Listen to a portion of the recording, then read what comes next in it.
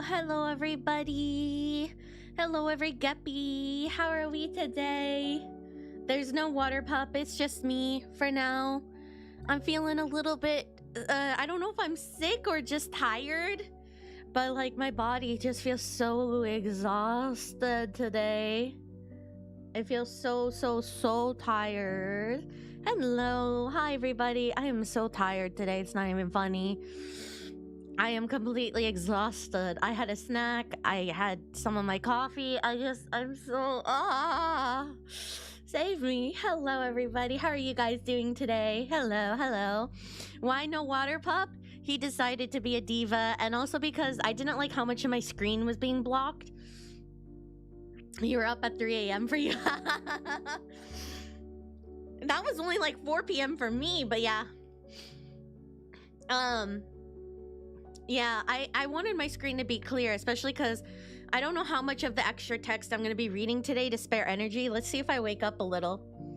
But I have water, I have coffee, I have all my drinky drinks with me. So we'll see. We also have a special TTS, text-to-speech, I'm trying out. You can also send like images to stream apparently. It's called Tangia. I saw somebody else using this and I was like, I want to know what this is. maybe for 10K, I'll just set the price to like a penny, and I'll just like let you guys like go crazy on a stream for like a penny. But like I can, let's see if it'll let me test it. Let's see if I could do this. Like I could do like this.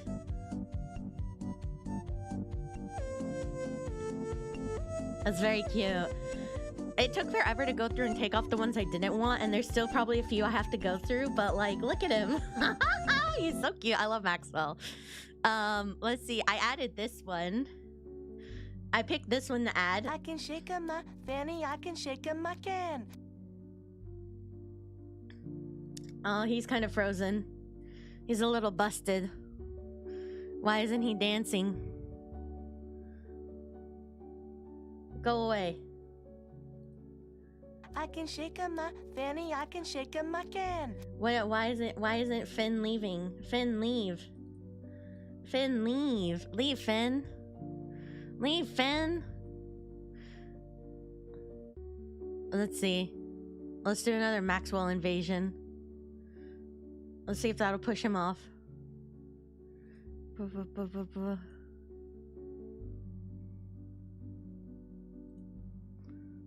Get out of here. He's just too tired to dance? I know. Get out of here. Get out of here. Why is he here? Why are you still here? Get out of here. Finn. Finn, please. Please, baby Finn. Please. Let me see. What do I have to do to get him off of here? I mean, I have a button. Should I press the button? There we go. And then we have Maxwell again.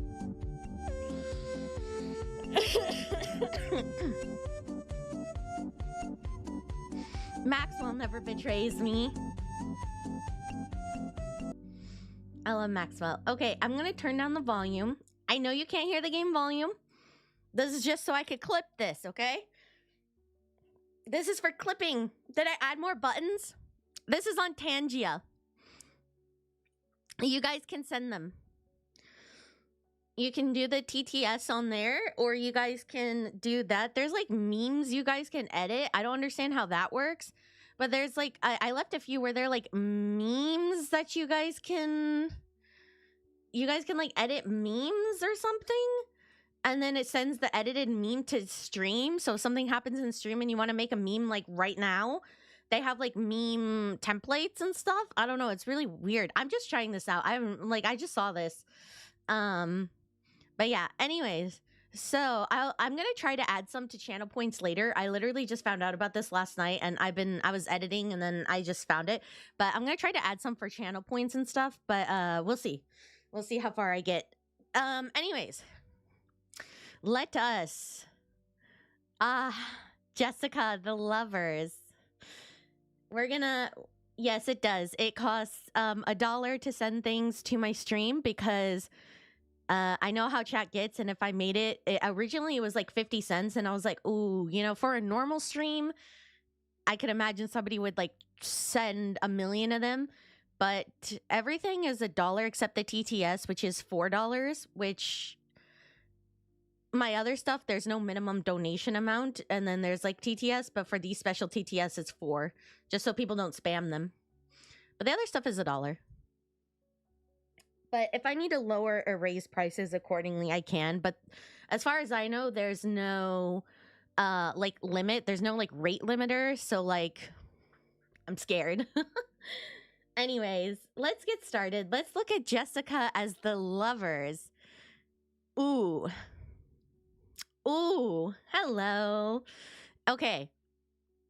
I'm going to do my little spiel, chat, and then I will come back for your guys' opinions right after, okay?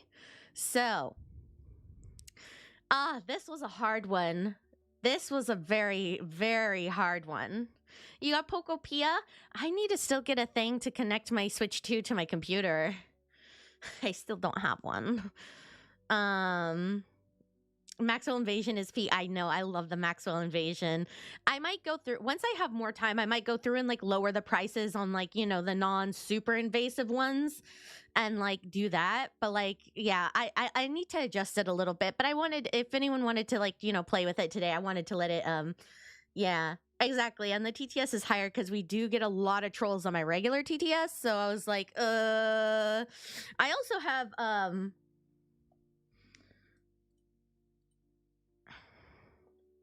I also still do have TITS on. Okay. I mean, I have my Switch too. I'm still waiting to show you guys Sumiko Murashi. Okay, let me do my spiel. Because I have a bit to say about this card. This card is actually quite hard to. It was a little bit hard for me to interpret at first, because as you could tell, the Lovers card is supposed to be two people. It's supposed to be two lovers, but in this case, it's just Jessica, as she has these two little dolls on her. Now, the aesthetic of the card. Let me bring out. I have a little. I wrote my little script last night. Okay, so I'll leave her card to the side there. Are you guys ready? Welcome to the TikTok, everyone. The Lover's card. So compared to Eternity's card, there's a few details that are actually missing from this card aesthetically. And I can maybe see why they took it off, but the typical aesthetic of the Lover's card is usually two people, a man and a woman, standing in what many people would say is the Garden of Eden, judging by the fruit trees. And typically you'll see one of the trees has a snake slithering up the top of the one of the trees in the back. Now, you don't see any of those elements in this card. There is a garden. However, there's no trees, there's no two people, and there's no snake. Do you read the stories for this? Yes, I do, but Guardy, they do not. It does not say anything about it. Do you read tarot, my friend?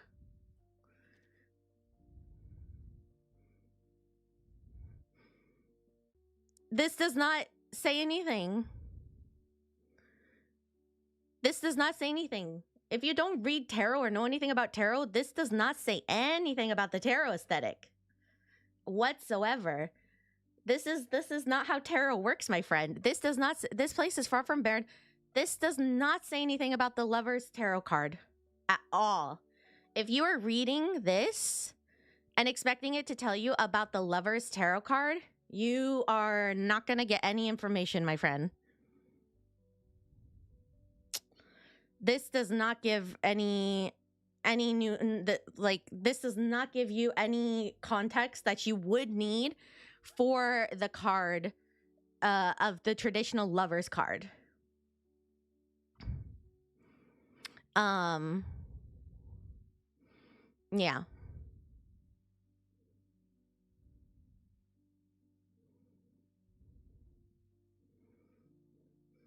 That's not what I was trying to say.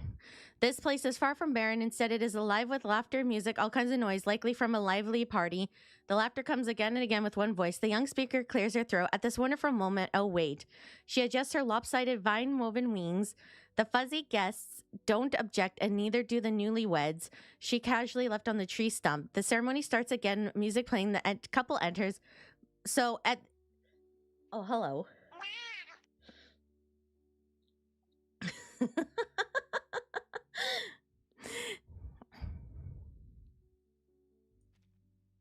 Oh. So in the context of this card, Jessica is playing the role as the angel. However, this is supposed to be the couple. As you can see, though, it is not the typical man-woman couple that you see in the card. We are also still missing the trees and the context of the Garden of Eden in the back. So while we do have two lovers, Jessica is not really here to represent one of those lovers. She's here to represent the angel that's typically in the middle of the lover's card. Now, that being said, the way I interpreted this card is that the Lover's card can also symbolize balance and finding harmony. It doesn't always need to be a romantic kind of balance or a romantic kind of harmony. In Jessica's story, she tries to make friends forcibly and feels betrayed when they don't want to stay in Green Lake. Eventually, she is reasoned with to join the foundation and has to go through education at SPDM when she finally graduates. I see it as her way of balancing her life with her traumatic past with her upcoming future. So, based on that context, what do we think? Technically, she wouldn't be the lovers in this scenario. However, given that she would be the angel in between, I do think this still represents the balance in Jessica's life that she so desperately needs mentally. Any thoughts? Now we can take it to the peanut gallery.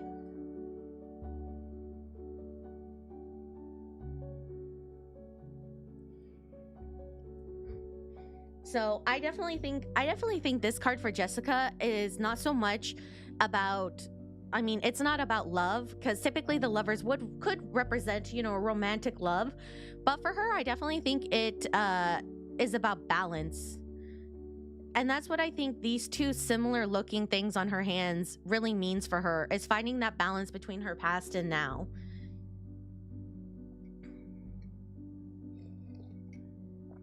Welcome, welcome. Jessica's a little bit obsessive during her first appearance, but her attentions and pure her methods. Hello. Ibuprofen, please focus. Do not spam the chat.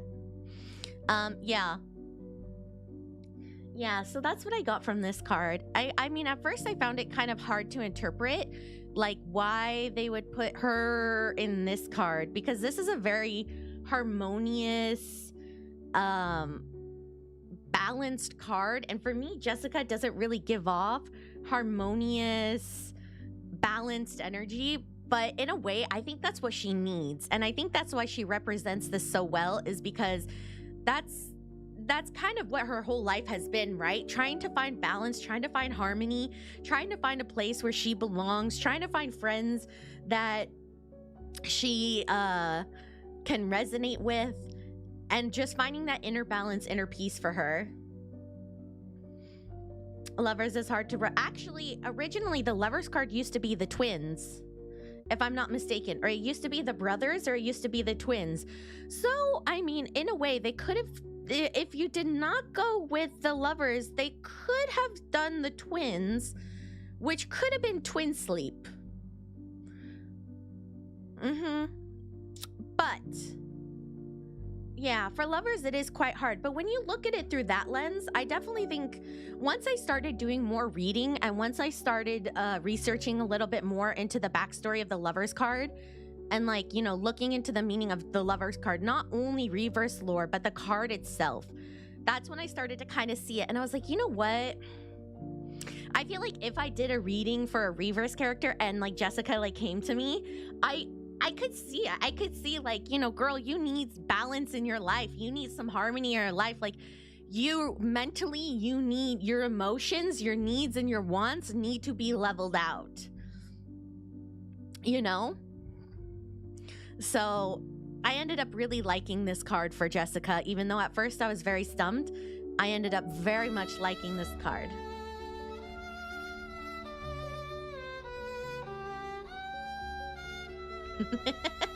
Thank you for the sad hamster.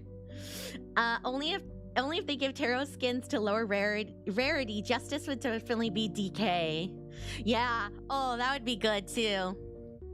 Okay, so now we have done the Empress, the Lovers, and the Hanged Man.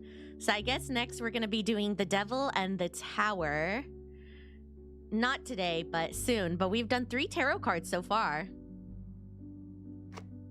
Okay. By the way, I got like hecka pulls right now. Not that many. Is there a top underneath it? That's a secret. I got 37 pulls, but I got like hecka money. Literally got the tower. Ibuprofen, please stop. Mods are gonna time you out. I'm gonna have to summon the mod button on you. Please stop. I'm gonna play a few more of these. Go for it. Have fun. Go crazy. Kuna was asking me how to set up her YouTube stuff. So I'm trying to help her get that set up too. Maybe I should tell her about this later. 37 per... Oh, I didn't even notice that. Oh my god, wait. That didn't even click to 37 as it should be. Mods are... Come on, mods are tired. Kenzo's already tired. Kenzo just woke up or just went to bed. I don't know. And now you're already making mods work? Behave. 37. I am saving. Should I like not I shouldn't. You guys can't see, but I should. I shouldn't. I have 37 pulls. I should not. I'm not gonna convert any more clear drops just so it can be 37. Hi, Karen. What lies beneath the cowl is nothing. Chippy chop a cat, not now. We're going to war. No, we are. We're saving for Zaddy. I'm not pulling. I'm just not gonna convert any more. So that way my polls can stay at 37 and then I'll convert them later.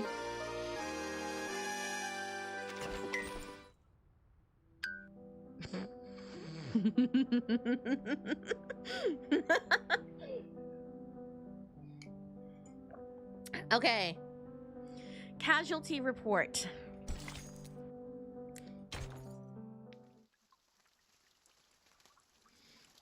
I want more Vertin and Erd. That is what I want.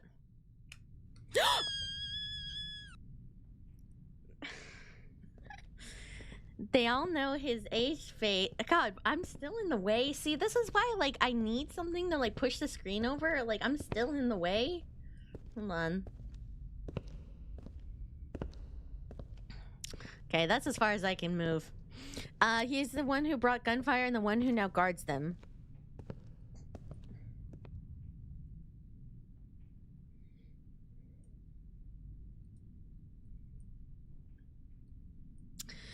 The militia allows Igor to pass, even guiding him to where the Griffins are now quartered.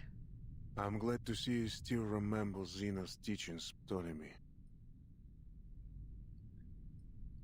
When facing a bombardment, we move all vulnerable units under... Silence. A row of bodies under white sheets. On each pair of eyes rest 2 sugar cubes pressing their lids shut. Was that something they actually did back then? Ptolemy sits behind them, shrouded in a dark shadow. Father. How did they die? His son stares at the ground, unwilling to show his face.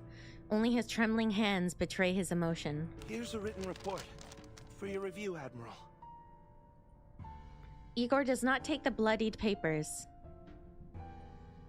I will hear it from him. Oh.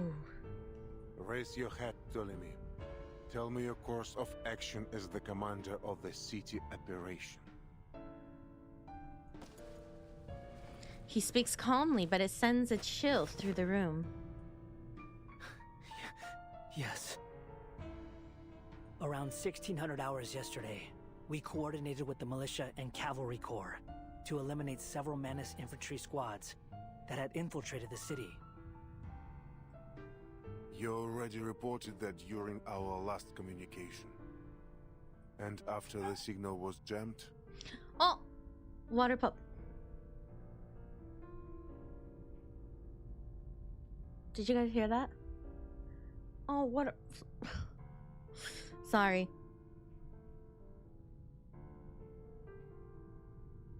What is he doing? Does he need me? Oh. Sorry. Hold on. BRB. Yeah, hold on. BRB. This is my baby.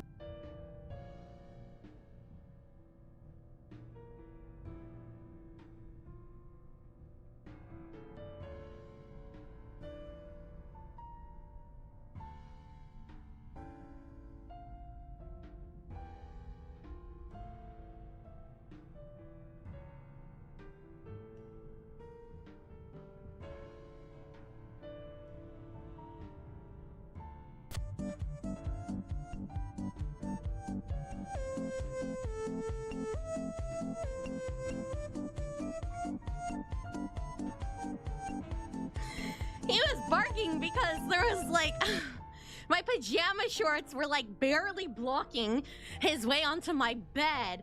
I only follow people under 5 foot. I'm 5'5". Like there was just a pair of shorts in his way and he was like, mother, lift me. Fine. Okay. My baby has been taken care of. my squeaky fire alarm has been taken care of. Okay. I know he wanted to get up on the bed and there was a pair of my pajama shorts in his way. And so he was like, ah! Yeah, he's a little bit of a sensitive boy. Okay, lock in. Why? All that just... I dispatched an ad hoc squad to investigate the source of the signal interference. 5 Arcanist infantry troopers and 2 technicians. Yaroslav Levchuk was the squad leader. What else did you order them to do? His father has torn away the veil while shame burns Tolmi's face. Fear freezes his What did you do? I ordered them to sneak into the forest. Why did you do that? To find traces of Krutov at any cost. That sounds like a very dumb move. And then 6 corpses were delivered to the entrance of our base. You allowed yourself to be blinded with hatred, Ptolemy. How can I entrust you with the Griffin Legion if you can't maintain a steady hand? Why would you send everybody into the forest and be like, at any cost? Like, it just seems so hasty. It cost them. Yeah. Oh, Regulus's mustache. Wait, were you the one on TikTok? I recognize the username. I'm just... I know, Father. I made a grave mistake. I will accept whatever punishment you see fit. Yeah, beat your son. He pauses, the ache in his left eye socket betraying a resentment rarely shown in front of his father. But Krutov... I saw him! He was right there, hiding in the woods. It's you. Welcome. Nice to see you here. You caught the TikTok live before it gets edited and posted. I was so close I could see that arrogant sneer of his. Hear the incessant classical music playing from his tent. You know what he did to me. To us. Very an emotional soldier, which, you know, in war, you can't let your emotions like that overcome you because then you make rash decisions. And look what it cost him. Every time I hear that wretched name, my eye aches with unbearable pain. Ooh.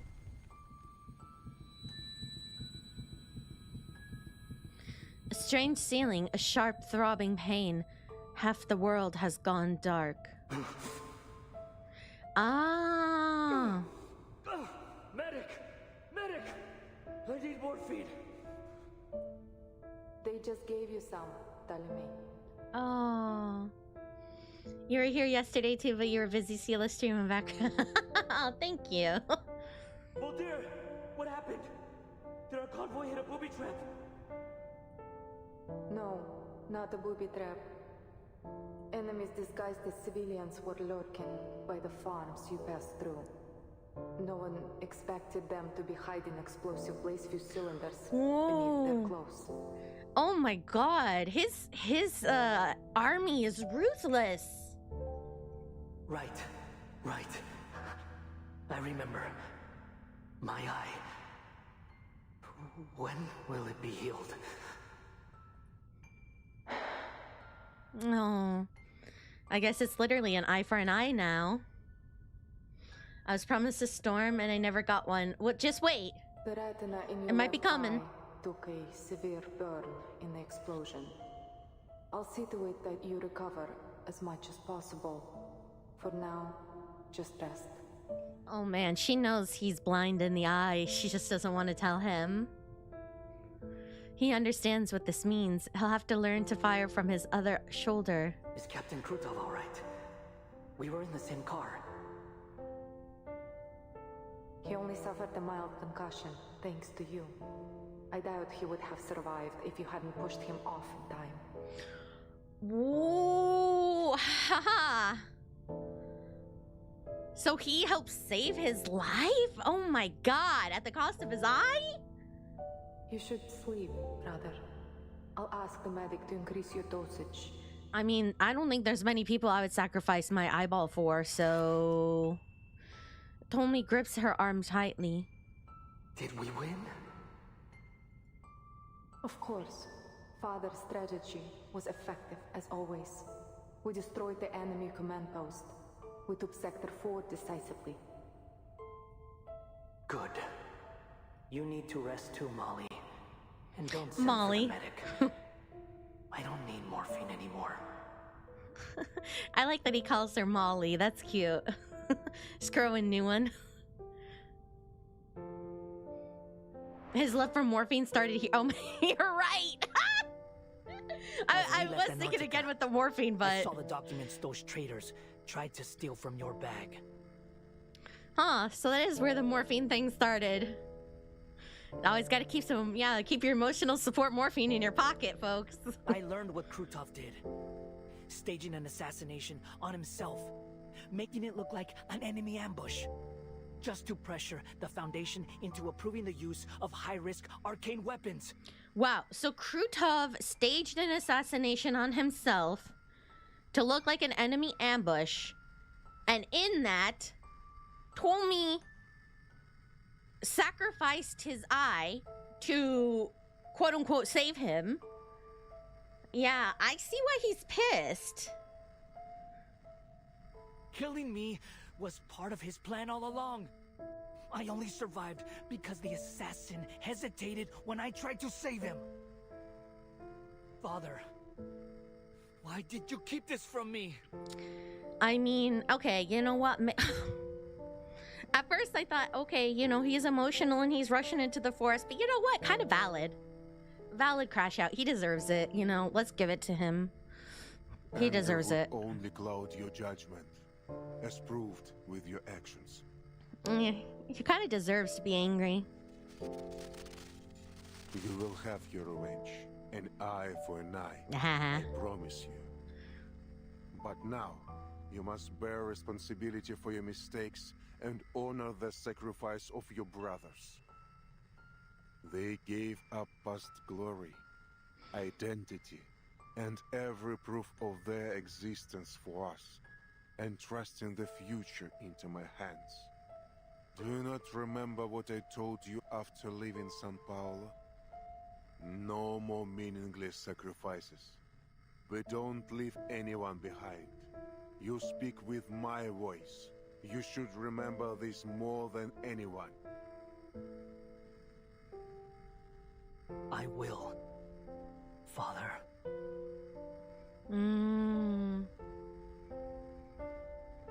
When I first played this chapter, I felt like, I mean, this is one of the longest chapters. Somebody said it's 25 nodes, right?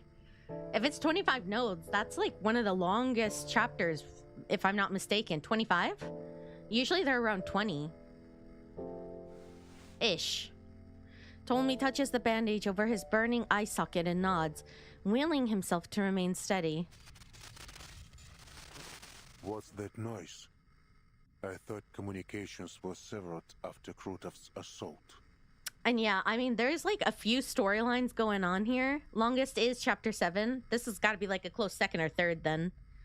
But yeah, there's like a few storylines in here that are very like meaty. Like there's like some meaty storylines happening in here. I'm like, oh my god, this is one chapter, and then you have the Amber Room thing going on. You have the war thing going on.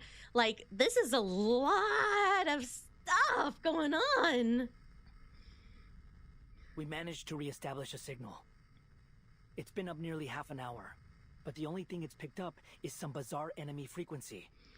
It doesn't feel that long since I was invested. 1.6 was longer feeling what? I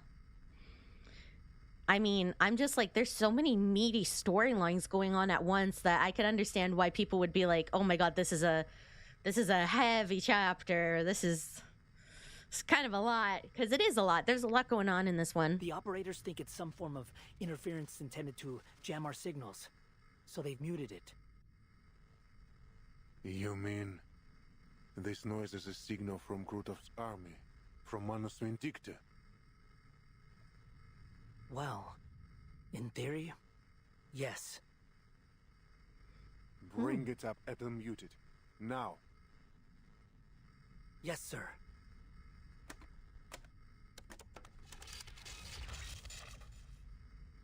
And you're grasping for that amber. You know what? I was looking for a documentary last night, as a matter of fact. He cuts all the jammy signals at once and turns the volume to its maximum. The enemy radio station crackles to life. Faint gunfire sounds in the background. Falcon 6 calling the nest. Falcon 6 calling the nest. This is the 45th call. Please respond. 45th call? Girl, I'd give up after like 2. What? Is it connected? Command, do you copy?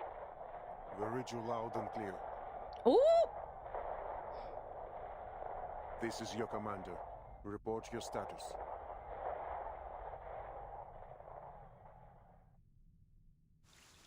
Dang, but you know, some of these nodes do be feeling kind of short, though. I know they're not, but it just feels like it. The last defense. We're in the 20s now. Uh-oh, we're in the 20s. We're getting to the end. I'm scared. I'm scared. Please tell me there's more amber room crumbs. Please, we're already in the subway. Good to hear your voice, Admiral. Is that... Levchuk? You're still alive? This is urgent. Enemy forces are marching toward the southern bank. Their armored convoy has already reached Tamarovka. There are at least 2 armored divisions and 1 infantry division, plus 3 artillery regiments. I hiccuped. Hello. Roger. Good work. The man on the other end collapses to the floor with relief. The gunfire in the background sharpens. Igor hopes it's just his mind playing tricks on him. Report your position, Staff Sergeant. A squad will be sent to your rescue immediately. A long silence follows, then a soft laugh. The gunfire grows closer, unmistakably so. Bullets seem to be tearing right past the receiver. Have you secured your retreat? Commander, I, Staff Sergeant Yaroslav Levchuk, have successfully completed my task. Tommy pushes his way to the speaker. What are you saying? God damn it! Don't you die on me. What? I'm coming What? to bring you back right now. Yeah, he's dying? What? Why? Stop causing trouble for the Admiral. You hear, Ptolemy? Artillery begins to drown out the staff sergeant's voice. It's been a true honor serving under you, sir. No, no, no, no, no. Oh, no, no, no, no, please, no.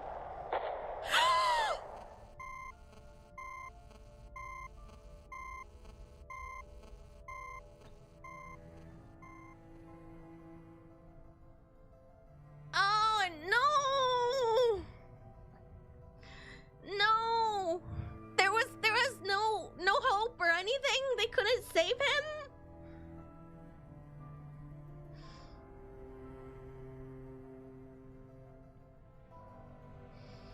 No.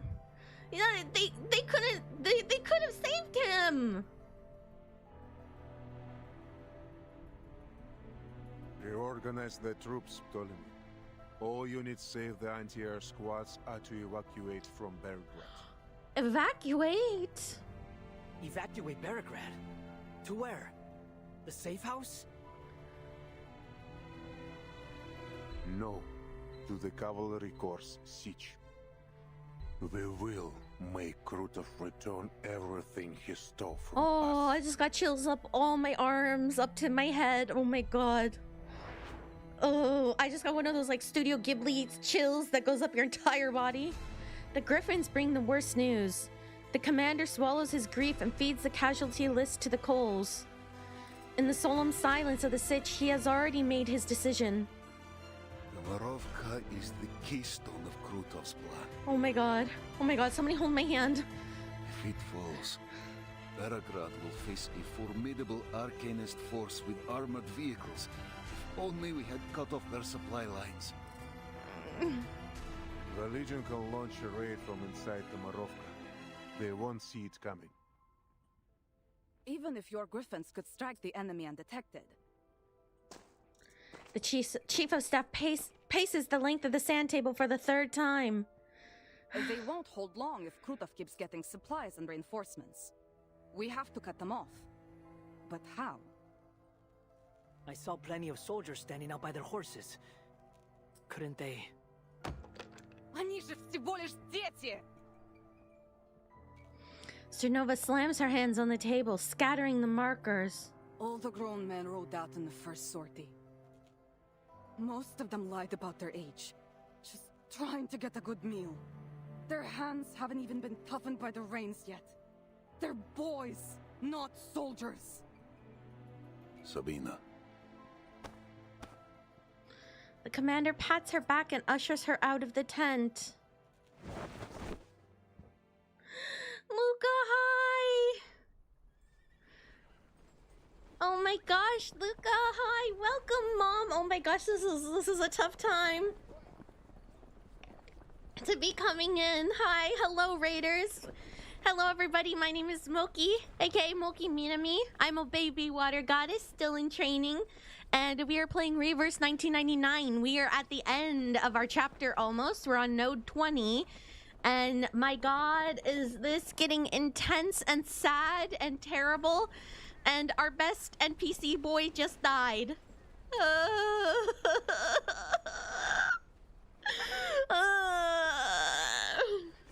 Our best NPC boy just died. Have fun. I'm not having fun, Mom. I'm so sad.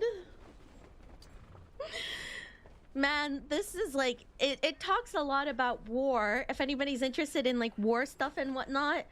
I mean, they were just talking about how a lot of the young boys in the army they have most likely lied about their age so that way they could at least have food to eat. And it's really sad because it's like that probably was a reality for a lot of young boys, you know, back in the day for war, lying about their age just so that way they could go and have shelter and food and, you know, have a chance to at least not die of starvation. So they would lie about their ages even if it meant going to war.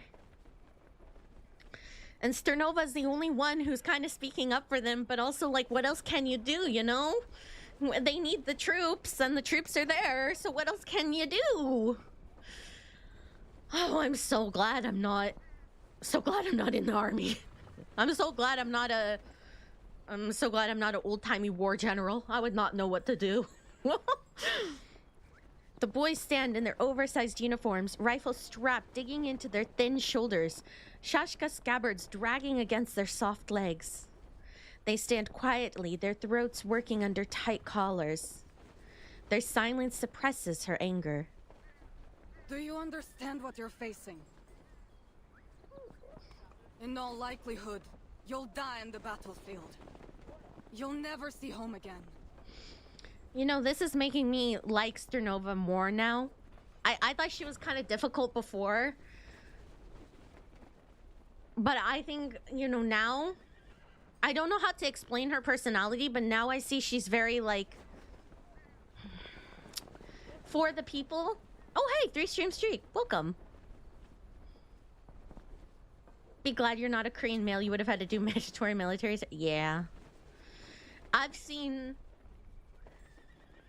known some people who have done some shady things to try to get out of it. Don't take me for a kid, ma'am. I'm a Cossack, like my brother, sister, and my parents before me. I know, her and Lilia are kind of like similar fonts in a way. Like, I feel like if you don't like Lilia, you definitely wouldn't like her. But if you like Lilia, you might have a soft spot for Sternova. Hoorah! The blood of the Cossacks, of heroes, runs through me. She's like the Gen Z there. You have the two old men generals, and she's kind of like the fresher blood, you know, that's kind of like maybe has a new look on things. And then you kind of slowly start to realize, like, she kind of does have a voice of reason, you know? Like, she really does care about the soldiers. We may be young, but our blood is strong. No Cossack fears the battlefield. If it means losing a hand, a leg, or even our lives, we'll do anything. Make any sacrifice to protect our homeland.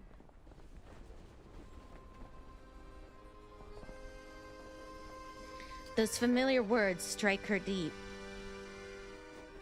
See, Igor? These soldiers will drive those masked lunatics from the steppe. Doesn't matter if they're children. Her future rests with the young. We old-timers have no right to shape this era.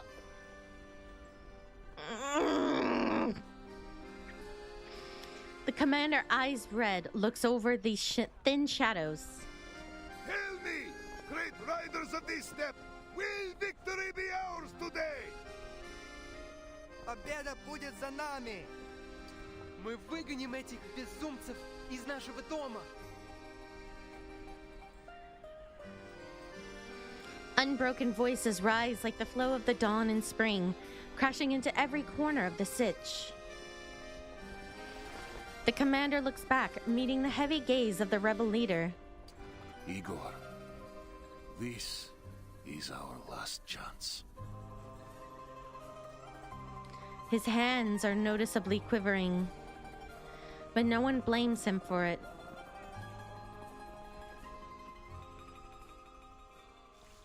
Why do these notes feel so short? Is Amir these short? I feel like last chapter the nodes were so long. But I feel like why do these seem so short? Am I crazy? Are they short or is it me? Have our fallen soldiers been given proper burials? Yes, each company held funerals with family farewells and rifle salutes, as you instructed. Nothing grand, but they can rest in peace now. And those little... Huh? Following the veterans around for bread, how did you handle them?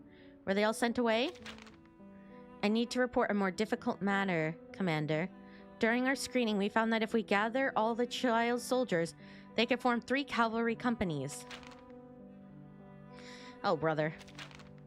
Our old soldiers protected them well. Emery died taking bullets for the kids in his squad, a heroic death. I knew Emery. He was the quartermaster in Murray's company, wasn't he? I pinned medals on him 3 times. Captain Murray also fell in the last battle. Postoki? Is that how it's pronounced? Postoki? Commander, should we discharge all the underage soldiers? If we send them home, they might live longer. For them and for all the enemies in our army, that may be the best choice. But with the golden famine here, does anyone have a home to return to? You're right. Many folks along the Dawn have already... Where are the children Emery protected? Thank you for following. It didn't feel that short when I played it. I mean, I'm so invested that I don't want the chapter to end, and then the node just ends, and I'm like, what? I want more. More. How could you not want more? I'm like, wait, why is this so short? I need more.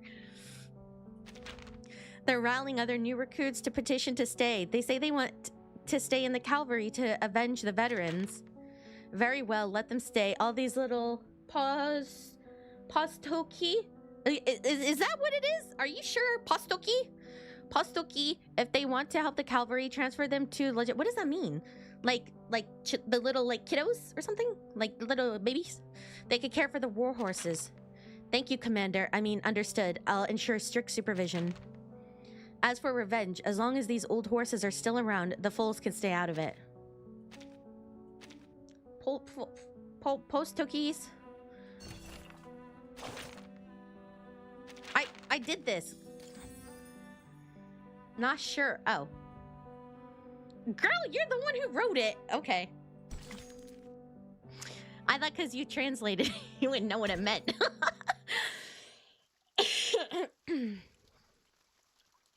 Or you just got me saying random words.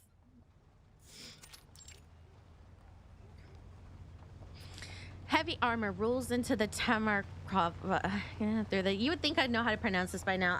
I just woke up. I'm sorry. Through the river shallows. Treads grind the village's stone road to dust. The heat from the machine scorches the old willows by the bridge. The following rush of wind peeling the ash from them. Sergei and the other captive arcanists are being marched to the village by the Manus ritualist. Those who fought now feed the frozen earth. Silence and obedience reign. Hey, what are you looking around for? As the guns rumble past, An older captive hisses at Sergei. Despite the ritualist's brandishing of her whip close behind, Sergei strains to look as they pass near his uncle's house. I'm from this village. Oh, this was his home. Oh, I'm sorry. Hey, don't say things like that. I'm sure most of the villagers fled to the city before all this happened. Yeah, they have. She lashes at Sergei's back, tearing flesh. Blood runs down the grooves of the whip, coating the inscriptions in a shimmering scarlet glaze. Keep quiet. The pain renders him silent. The blood-stained runes sever his link to Noma, sending his arcane mind crashing to the ground and intensifying the pain. There's also the bond map for the content? Bond map? Goofy Boy is alive. There is hope. The older arcanist supports him. They bend low together. Another silent pocket in the procession. Krutov steps out from an armored car, a heavy frown on his face. I need hands to clear this sludge from the riverbank, or it'll slow our advance. Put some of these captured arcanists to work. Understand? I hate him. I hate him. I hate him. Oh, the relationship chart? Oh, yeah. It would be my pleasure, General, but I'm afraid they'll be of little use. Per your previous command, I have yet to put them through her benevolence's trial. She glides her thumb over the whip's ridges, the coagulating blood smearing over the grain. She touches the inscription slowly, reverently, as if to confirm the channeling of some sacred affliction. And to avoid complications, I've prayed for her blessing. I hate this lady. Numa remains completely dormant. Man, these old ladies, I really don't like them. Then where on earth are you taking them? I want to join the army, be close to Arcana. Who said that? Oh, slander. Just a small trip to the wilderness to harvest some hawthorn twigs, red carnations, holly leaves, and, if possible, a few devil's finger mushrooms. You know, when you think of it, she's like the anti-Sotheby. I don't know why this line just like triggered that in me. I was like, oh, remember Sotheby? Oh, remember what she used to be in the story? Oh, I miss her. If you need to hasten the march, I could provide you a shortcut by freezing part of the river. Have I done the new roguelike mode? Nope. The reverse Sotheby. She's the evil Sotheby.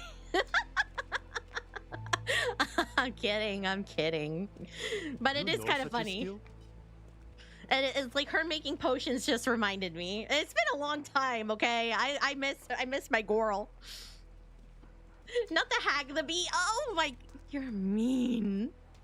I just miss our girl. It's no great feat, really. You can't say comes at a small price. The soil we stand on will be utterly infertile for 3 years. So, do you wish to drain the life from this place? As if I'd give a damn about some pitiful village. Krutov lifts his chin to signal the ritualist to act. We've already eliminated most of the Xeno cavalry, but their remnants will likely attempt to regroup and make another attack. We must take the battle to them before they get the chance. Close your eyes when you miss her.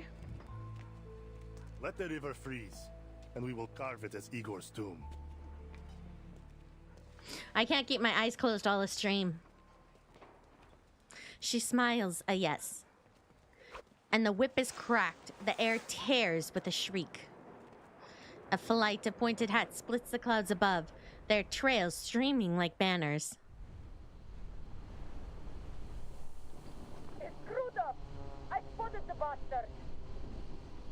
Oh, she better be careful. Oh. Ah, Lilia dips a broomstick in the formation, tightens into a sharp arrow behind it. Girl, are you? Oh, she gonna just... Is she just dipping it? Alpha team. Target confirmed at 3 o'clock from the dead tree at the bridge. Weapon caught. She no back, girl. What? Back up? Hello? The flying witches lower their goggles into. Oh no! Please, please no! Oh god, no! Please no! Oh please no! This is gonna be bad. Please no! They need to.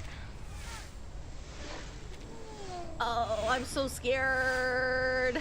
Let's blow them to hell. Please. No, back up, please, Lilia. Can we? I'm scared for her. Oh, oh. I am tightened. Raven 3, Pyro Drake, Phyllis rain down on Manus forces. What? Okay, after a brief pause. Oh, woo! Oh. Oh. Flames pour from the fire dragons, crawling into the armored cars through their observation port. Oh my god. Oh god, is she crazy? She's crazy. Oh. The black cage is engulfed in seconds. The glow illuminates the bloodied faces of the captives. After a stunned moment, they break for the open land like wolves, fleeing a burning forest. Holy shoot, did she do it? The captives are getting away. Oh my god, did she do it? An officer fires at their backs. The whip gashes illuminated by the flames as they make their desperate bid for freedom. Holy crap, is she... Are they pulling this off? Some fall while others stumble onto the outskirts of the village. Don't waste your bullets. Holy. Krutov raises a hand, stopping the masked officer. He looks up at the white specks fading into the clouds. There are only a few of these flying pests. Call the air units to take them down. Where's the rest of your army? Krutov points towards the hazy outline of the city in the distance. They're marching on Beregrad as we speak. If you want to capture Tamarovka, why not concentrate your forces? Over half the Xeno cavalrymen are gone. When my men storm the city, they will crumble at my feet, and Igor will be mine. Let's hope everything goes as smoothly as you say. Mm-hmm. I'll be taking my leave now. I feel like Krutov is starting to get tunnel vision, and I feel like you could kind of see a speck of that. Is this going to be like one of those his hate is his downfall thing? What's this? A Baba Yaga ritual. Step away from it. You. It's been a long time. Charging headfirst alone into the wolf's den. Your tactical brilliance continues to astound. You haven't changed a bit, my friend. Arrogant and ignorant, equal measure. Alone? I'm afraid not. Meet my new allies.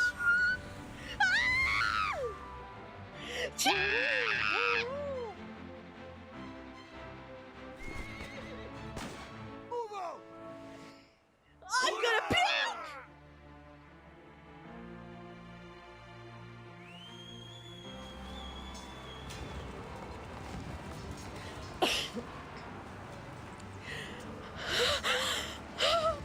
They're heading to... As a former member of the Sentinel unit, it takes him only a moment to grasp Igor's tactic. They're going to cut us off! Third company, stop those riders at once! Griffins, pin down the Manus infantry. I'm gonna die. I'm gonna die. Oh, Lieutenant Talo. I'm gonna pass out. I'm gonna cry. I'm gonna die. I'm gonna cry. I'm gonna die. Krutov smiles a cruel smile as if mocking a cub that has overestimated its strength. I hope you're not suffering too much from the pain where I should be. Fuck, traitor!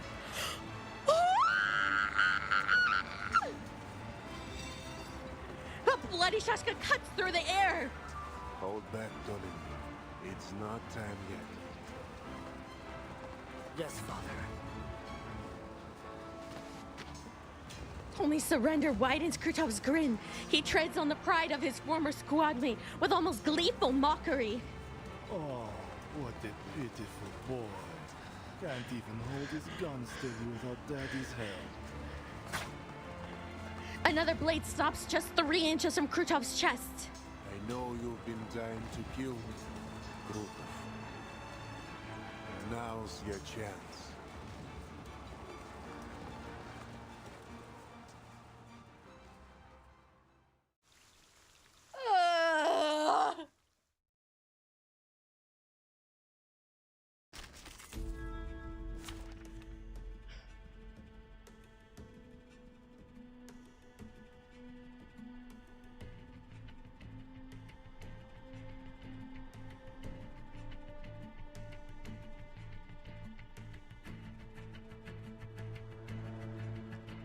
I'm dead.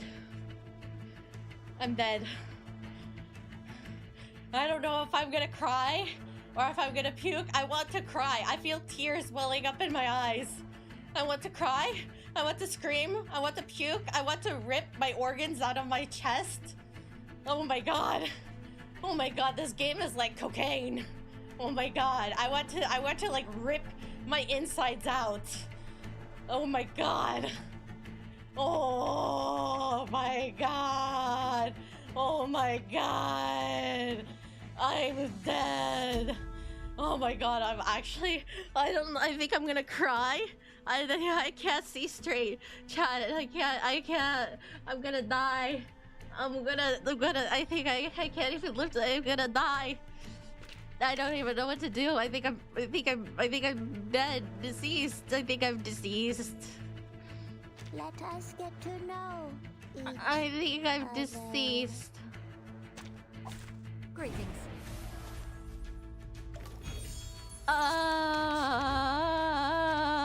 I can't even move my hand. Charging. Loading. I can't even see my mouse.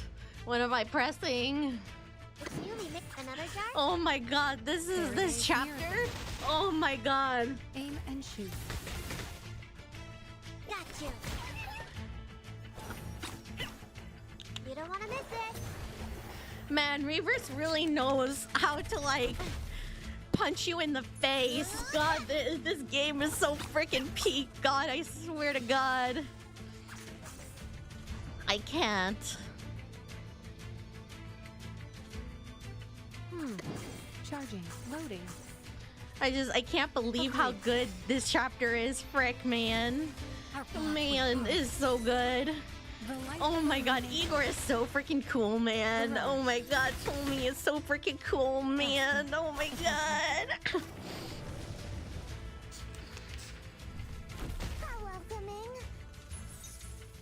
I hope you like a splash of party glamour. It's newly made. Goodbye. That's your idea. Close your eyes. Ooh. Goodbye, crouton.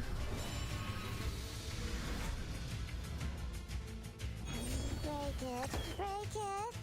There they are.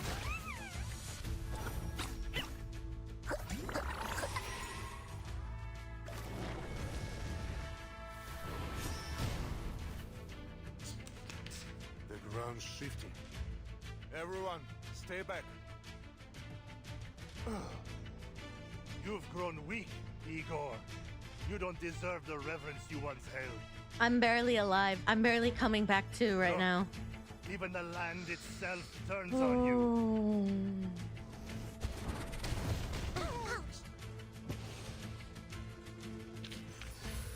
I remember it's called lending a hand. Wow. I'm here. Barely.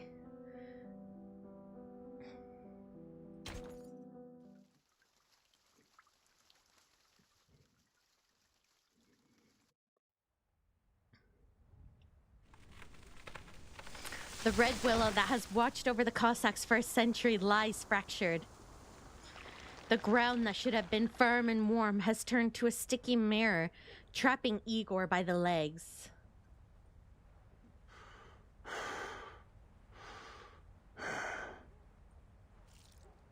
Blood courses through his already throbbing veins as the power borrowed from Baba Yaga puts an almost unbearable burden on his mixed blood arcanist body. You've grown stronger. Pinned like a hunted beast, he can only watch as the enemy commander approaches. Admiral Igor. Krutov stops a few paces away. Still catching your breath from the teleport ritual? Igor only glares, his chest heaving. Krutov knows this proud old lion will not plead, not even in his last moments. Don't worry. I'll soon put you out of your misery. But first, answer me one question. He cocks his gun, lining it up between Igor's eyes. Back when we were chained in the Bone Garden, you saved us. What deal did you make with Baba Yaga, the old hag of death, to free us from slavery? Or rather, what did you trade for those extraordinary powers that even Arcana was willing to bargain for? Powers that don't belong to a mixed blood like you. Just shoot already. Oh, he's not gonna give any information up. Still I want to know clinging too, your though. Secrets? Seems you too have lost yourself to the witchcraft of death, my old comrade. I'm kind of with Crouton here. I kind of want to know too. Scorn and arrogance shadow every inch of Krutov's face. Fine. Then take your secrets to the grave. Farewell. A flash of sunlight glints in his eyes. No, that's not sunlight. What? He instinctively looks up towards the light. A blazeful cylinder is hurtling through the air, its active solution burning like a tiny sun. A one-eyed sniper fires, shattering it. Oh my god. Scalding alchemical fluid splashes over half of Krutov's face, shrieks of pain mingling with the smell of cooking flesh. Any morphine to ease the pain, Captain? There's our morphine boy. Freed from Krutov's incantation, the ground begins to harden again. Ptolemy lowers his gun and pulls his father up before his legs are sealed for good. They stand side by side. Thank you, Father. Just as you predicted. In his anger, he dropped his guard. But I still think I should have aimed for his heart instead. An eye for an eye. That was my promise. He got his eye. I'm so happy. He glances past Ptolemy's shoulder at the man he once fought beside. Krutov kneels, his burned face buried in his hand, the charred skin sticking to his cold leather gloves. No mortal can transcend eternity, Krutov. I already told you this. The power Manus Vindicta offers is nothing but a poison chalice. Drinking it down will only lead to your doom. No! I'm no weakling like you, Igor. I won't flinch from the pursuit of strength. His whole body is quivering. I won't make the same mistake you did. Wait, what's he holding? Between his hands and his ruined flesh, a familiar dark mask appears. Forgive my earlier ignorance, Your Holiness. Oh no. From this moment on, I will eternally praise your name. Wow, what a baby. As you get your face burned off and now you want to join Manus? What a baby. You should have just joined them earlier. Like everyone else. Damn it! Ptolemy fires at Krutov, but the bullet hits a wall of ice before it reaches him.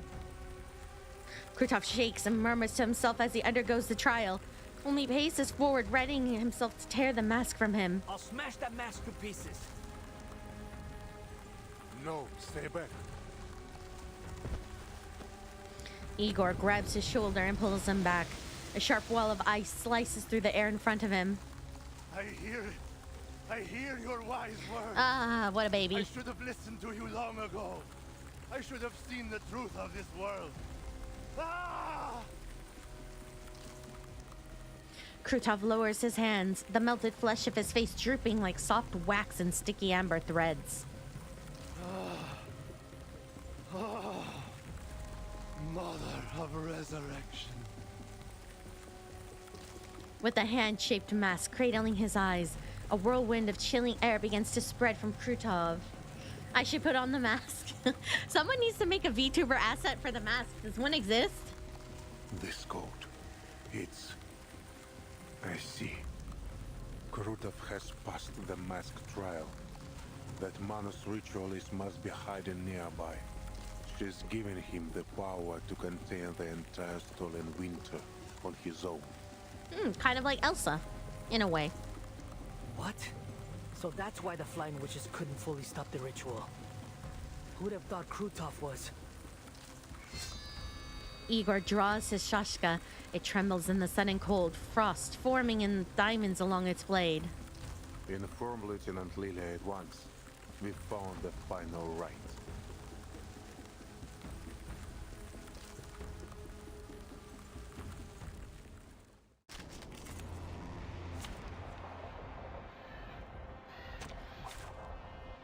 Ooh. We're fighting Elsa. Hello. Who should my squadron help during the next attack? Better think carefully. It seems he's developed the traits of a Terra Fiend after passing Manos Vindictor's trial. Watch out for his channeling effects. He's a monster now. Rotten to the core. Father, we need support from the Flying Witches. So does the Cavalry Corps. I'm certain Lieutenant Lilia will adapt her support flexibly to the situation. We need Lilia. We need to trust our allies if we want to win this fight. Olaf is looking different today. My decision. Oh, which operation do I choose? Overall support or final ritual? Initiates air support on the current area to attack Krutov. Deals max XP times 20 Genesis damage, disposal channel. Initiates air support on other areas to decrease his battlefront progress. OST name The Earth Groans. I mean, I feel like if it's a slow battle, this one sounds better, so I'm gonna go with this one because I'm hoping it's a quicker battle. Oh, you choose them every turn. Oh, not a decision. Agreed. Loading. Charging. It's newly made this year. Why am I deciding war strategy? Why not? I feel like I know who she's gonna... Well, listen, I read all the options. Let's get it over quick. I'm always battle ready. There they are. G.I. Moki.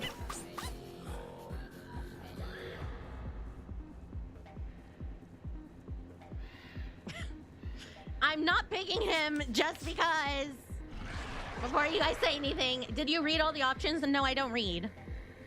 Everybody knows VTubers don't read. Even though you guys literally just saw me reading. They must be taken out as soon as possible. Also, it was the same exact options the second time. Unless I'm mistaken. Those machine guns are aimed at the cavalry corps. I'm here to lead, not to read. Do something to keep our allies safe. Exactly. See, Bobby knows. Why is Bobby the voice of reason here? Bobby knows me. So that's your idea. Another jar? It is this exactly. It's the same exact options. Why do I need to keep reading? I know which one's which. Target confirmed. I'm gonna go with the one I left more. I said hello. You don't want to miss it. You don't want to miss it.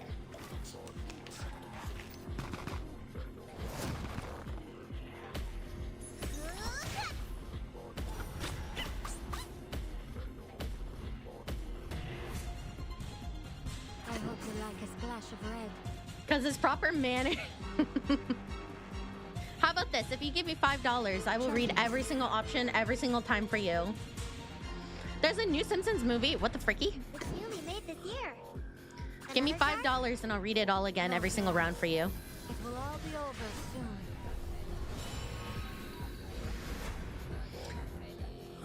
The light that Big Boy, do you have the link I put? Hold on. Hold on. Never mind. I don't think you guys can. There, go crazy. Give me $5. If you want me to read, give me money.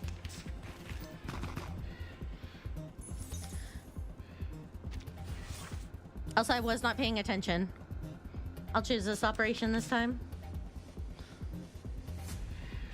I'm gonna keep going for the big guy. Circuits functioning properly. Oh, wait. Circuits functioning properly. I mean, I don't need health. Loading. Another Let me jar? keep channeling. I'll pay 5-1 instead. Witches are coming to help. Hang on, everyone. Yeah, playing witches. Thank you. Child of science. Oh, I love Lucy. I love Lucy so much. Man, that collab that's coming out. Oh, I know they're probably gonna try to throw Lucy into it, but I don't know how I feel about it. Barrage. I don't know. I have a feeling I'm not gonna pull just because I'm not interested. When the I don't even remember what's it called. The like, what's it called? Robot women or like robot? I can't even remember. What's it called? Robot. I can't remember. What's the name of the collab that's coming out? Does anyone even remember? All troops, break formation. Air support has arrived. Charging. Another jar? Kenzo's really good. Atomic Heart. Yeah, that's it.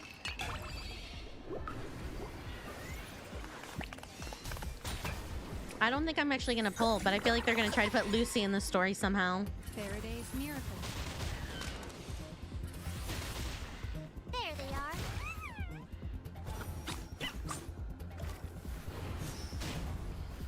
My units are behind on Euphorias.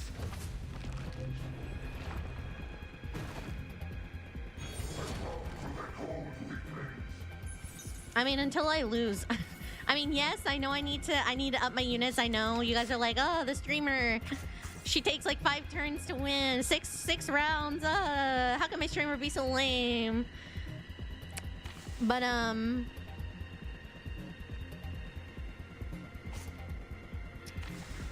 also, Agreed. I don't know. I just haven't done it yet. Until I start losing a bunch, then I actually start to care. I pay attention to collabs only with Moki. Exactly, as you should. That is the answer. When they announced the collab, they said X and Mesmer Jr. would be in it. So I don't know if Lucy will be in it. X and Mesmer Jr. makes sense. That'll be fun. Have little meaning, save for the prizes to be won. Burton X Mesmer Jr. I like Mesmer Jr., so I'm not going to complain about seeing them more in a story. Igor never did anything wrong. Free my man. Apirionite. Thank you. Oh, we need this. We need the dialogues. Yeah, see? I'm doing a service by not doing anything. Living ice swirls and bites at their wrists. Oh, living ice swirls and bites at their wrists. Sorry, I can't read that. Climbing up their arms to their torsos. Only their red-hot gun barrels are able to fight it off. Damn it! This bastard won't hold back the winter any longer. Keep shooting! Men as soldiers, one after another, throw themselves into the gunfire before they reach the collapsed Krutov. Soon, Krutov is submerged in a black tide of soldiers. Ptolemy swings open his gun cylinder and empties the spent shells. Damn it! Where'd he run off to? Shikari constructed. Bobby! Hey, Flying Witch! How'd those menaces come up here all of a sudden? Did the cavalry all turn tail and run? Shut your trap. Collab story will take place before Atomic Hearts Me. I'm not playing Atomic. I have no interest in that. Like, it's nothing bad. I just have no interest in that game. So whatever their story is, good for them. I'll read a synopsis. What is it called? Spark Notes? I'll read the Spark Notes summary. That's what people say. I'll read the Spark Notes summary. Somebody give me the TLDR, the ELI 5. I have no interest. It's not my thing. Moki means watch a TikTok. Yeah, I'll watch a TikTok TLDR on it. I'm sure some Reverse creator will take one for the team and watch. Wait, I sound so negative. I'm sorry. I'm not trying to be negative. I'm sure some other Reverse creator will give us a TLDR about what it is, and I'll watch their TikTok. 45 seconds or less on 2x speed. Heck yeah! A flurry of condensation clouds from her mouth. The thinness of the stinging cold air has pulled her lower. Lilia runs a circle around the battlefield, knocking aside some straggling enemies before landing in a small clearing at its center. The TikTok is gonna be biased anyways. I mean, Listen, I just need some basis to know who the heck everybody is before I play, because I really have no freaking clue. I got no freaking clue. I won't be missing much because it's a prequel.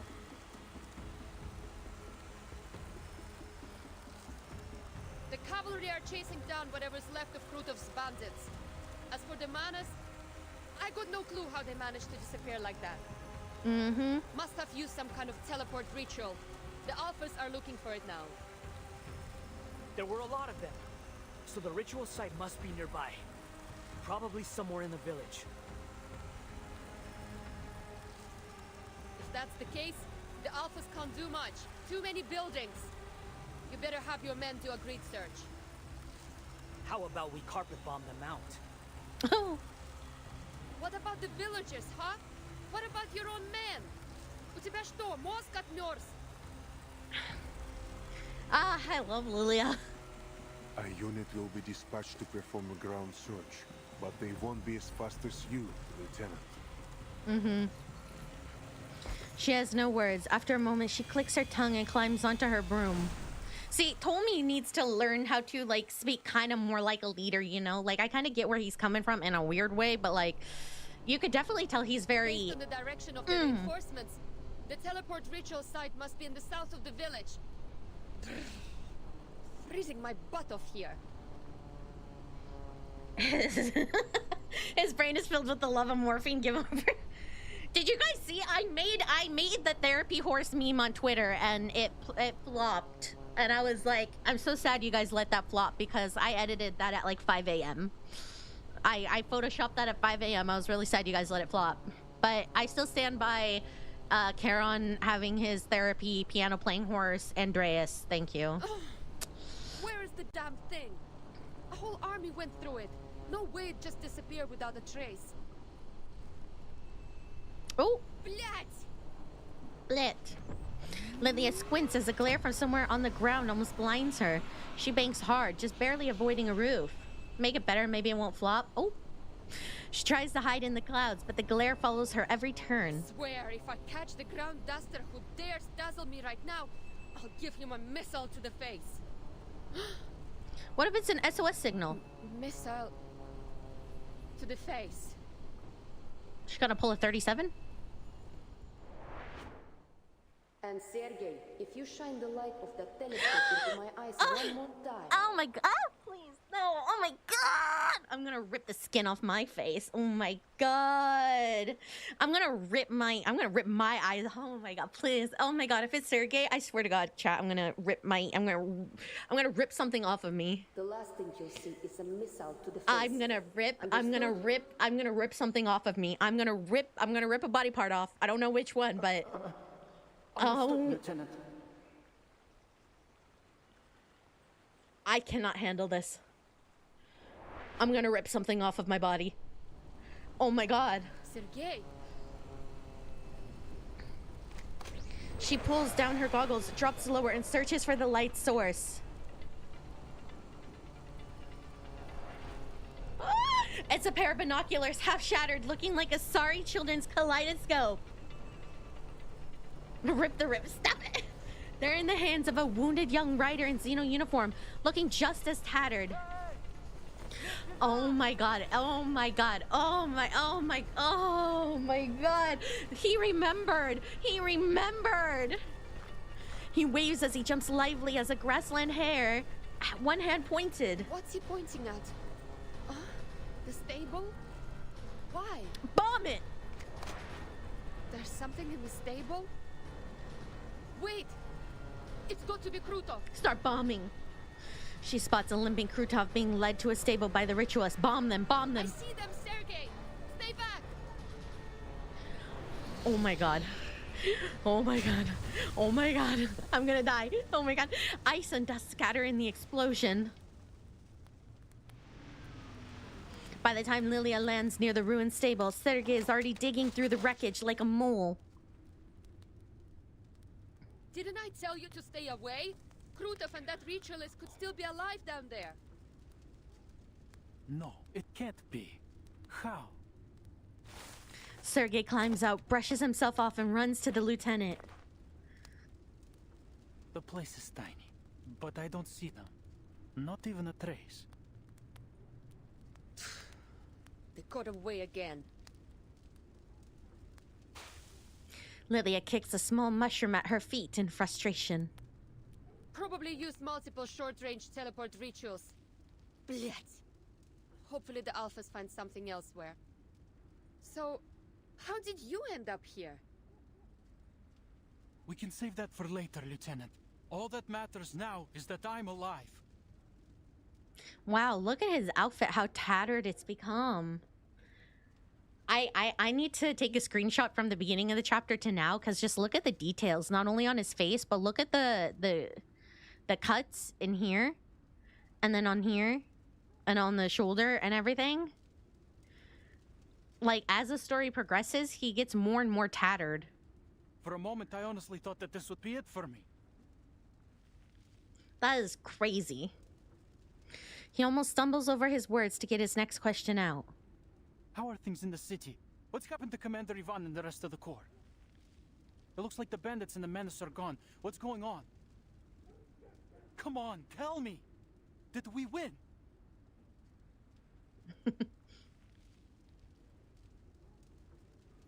Lilia crosses her arms, not knowing where to begin. She takes a long drink from a flask she hasn't opened in a long time.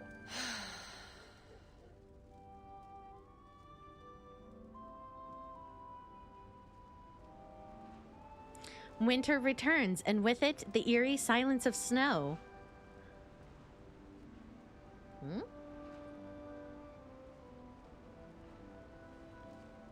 A distant sound answers for her.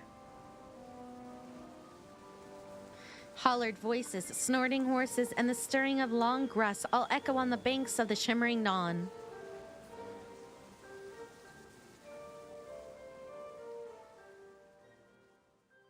They did what they could. Some sins can never be redeemed. Yet, it is not too late to keep them from spreading, from taking root again.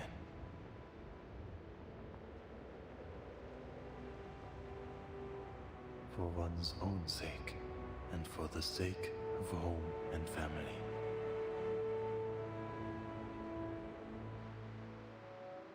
Bare fists struck steel behemoths. Soft flesh warded off fell sorcery.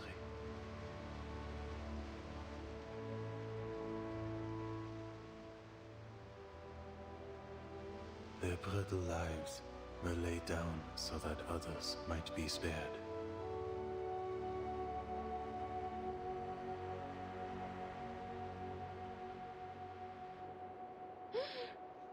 And the living lift their eyes as the first snow falls.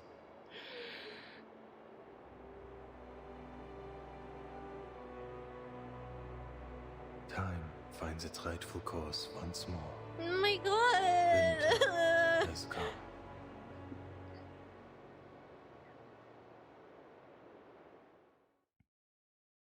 Luckily, we won. For this round, at least.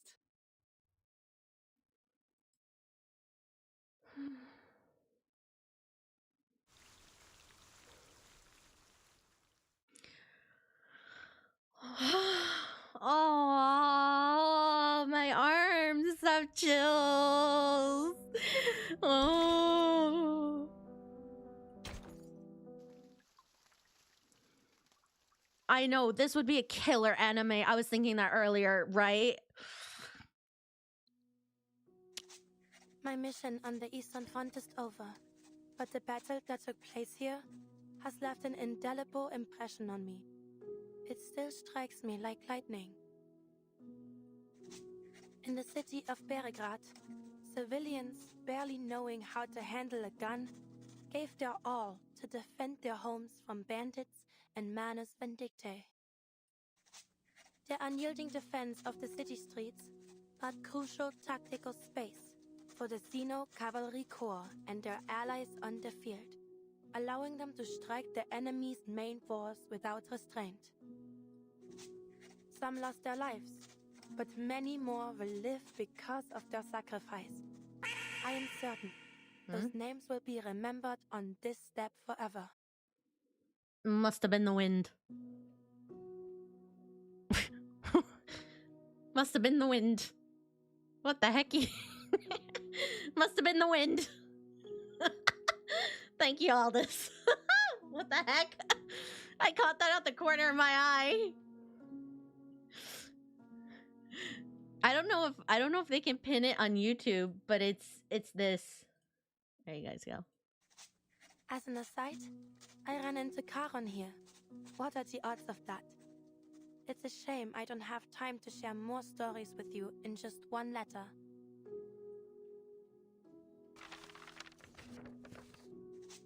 I hope one day to tell you all about them in person. And don't worry about me, my dear Marianne. I'll soon return to the Foundation headquarters.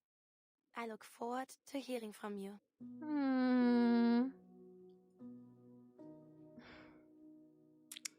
Oh, it's okay if you can't pin it on YouTube. I'll just send it periodically. That the only letter you want? You just can't wait for me to die, can you? Now you show up just to mog on everyone?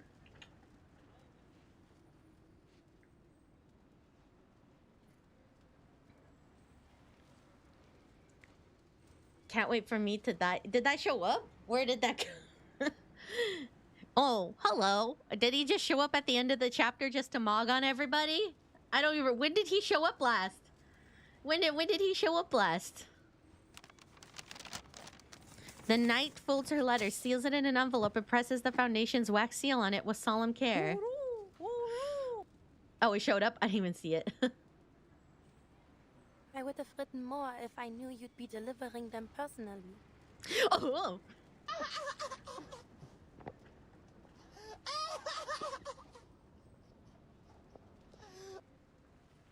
If you're returning to the Western Front, please bring this letter to Montpellier. Someone there will pick it up.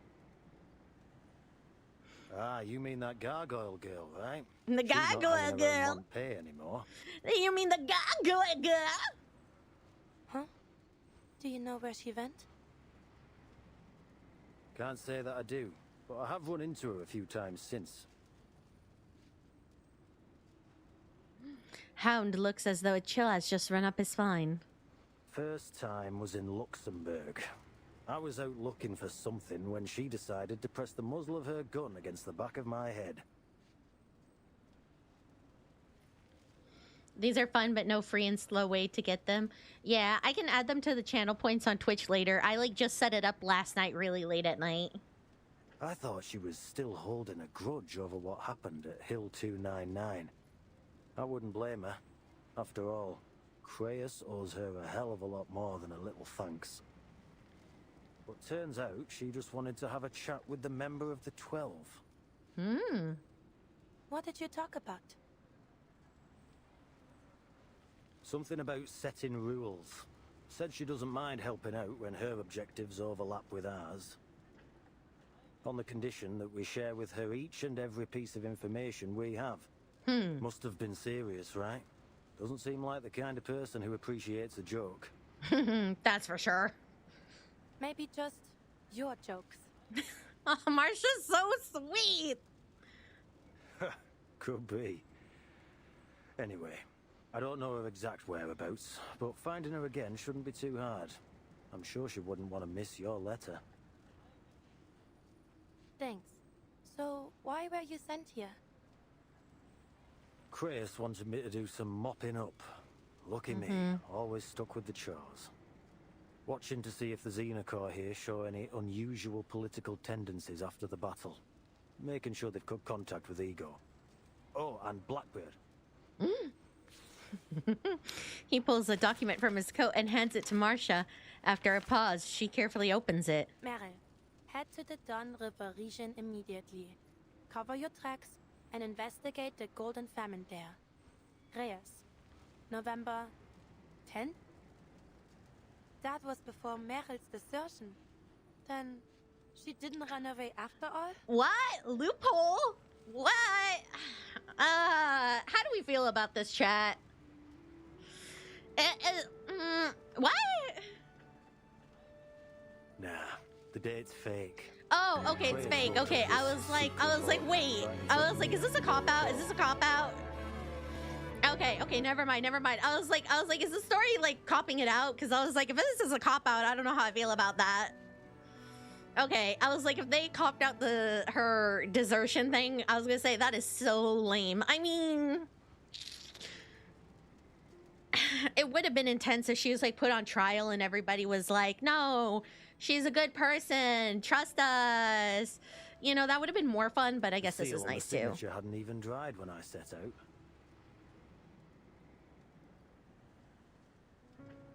A little paperwork filed after the fact should be harmless. I see. Are you sure you should have told me this? You gonna snitch, Marcia? Your Malai's face darkens unexpectedly. We're on the same team. If we can't trust each other, we'll all end up in the ditch when shit hits the fan. Know what I mean? Kind of. They censored that, but okay. Does anybody have like a swear words like tier list? Is this really worthy of? Okay, I guess it is, I suppose. But they also said like swear word. Oh, okay, whatever. You make a good point. Okay, whatever. Meryl's still resting. Should I call for her now? I feel like other words have been said that are worse than that. I'm looking quite smug now. Yeah, I am, because you promised me $10. You should send that now. I'm here. Meryl!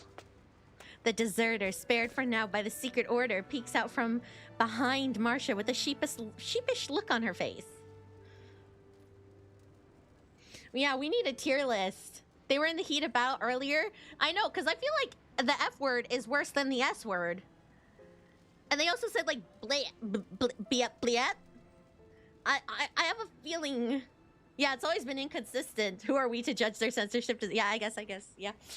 But I feel like we need like a tier list. Like, has anybody like made like a tier list of words that are most commonly censored and words that are not censored at all in this game? Your days of fluttering under a baby's wings have come to an end. I just want to know. You may be off the Foundation's hook, but I'm afraid some form of internal punishment within the squad is inevitable. Punish me too. I'm kidding. Internal punishment? Hearing this, Meryl takes a slow step back. Don't think you can get away Yeah, again. they censored damn a few times early on, I remember. Don't think you can get... We tried it the nice way.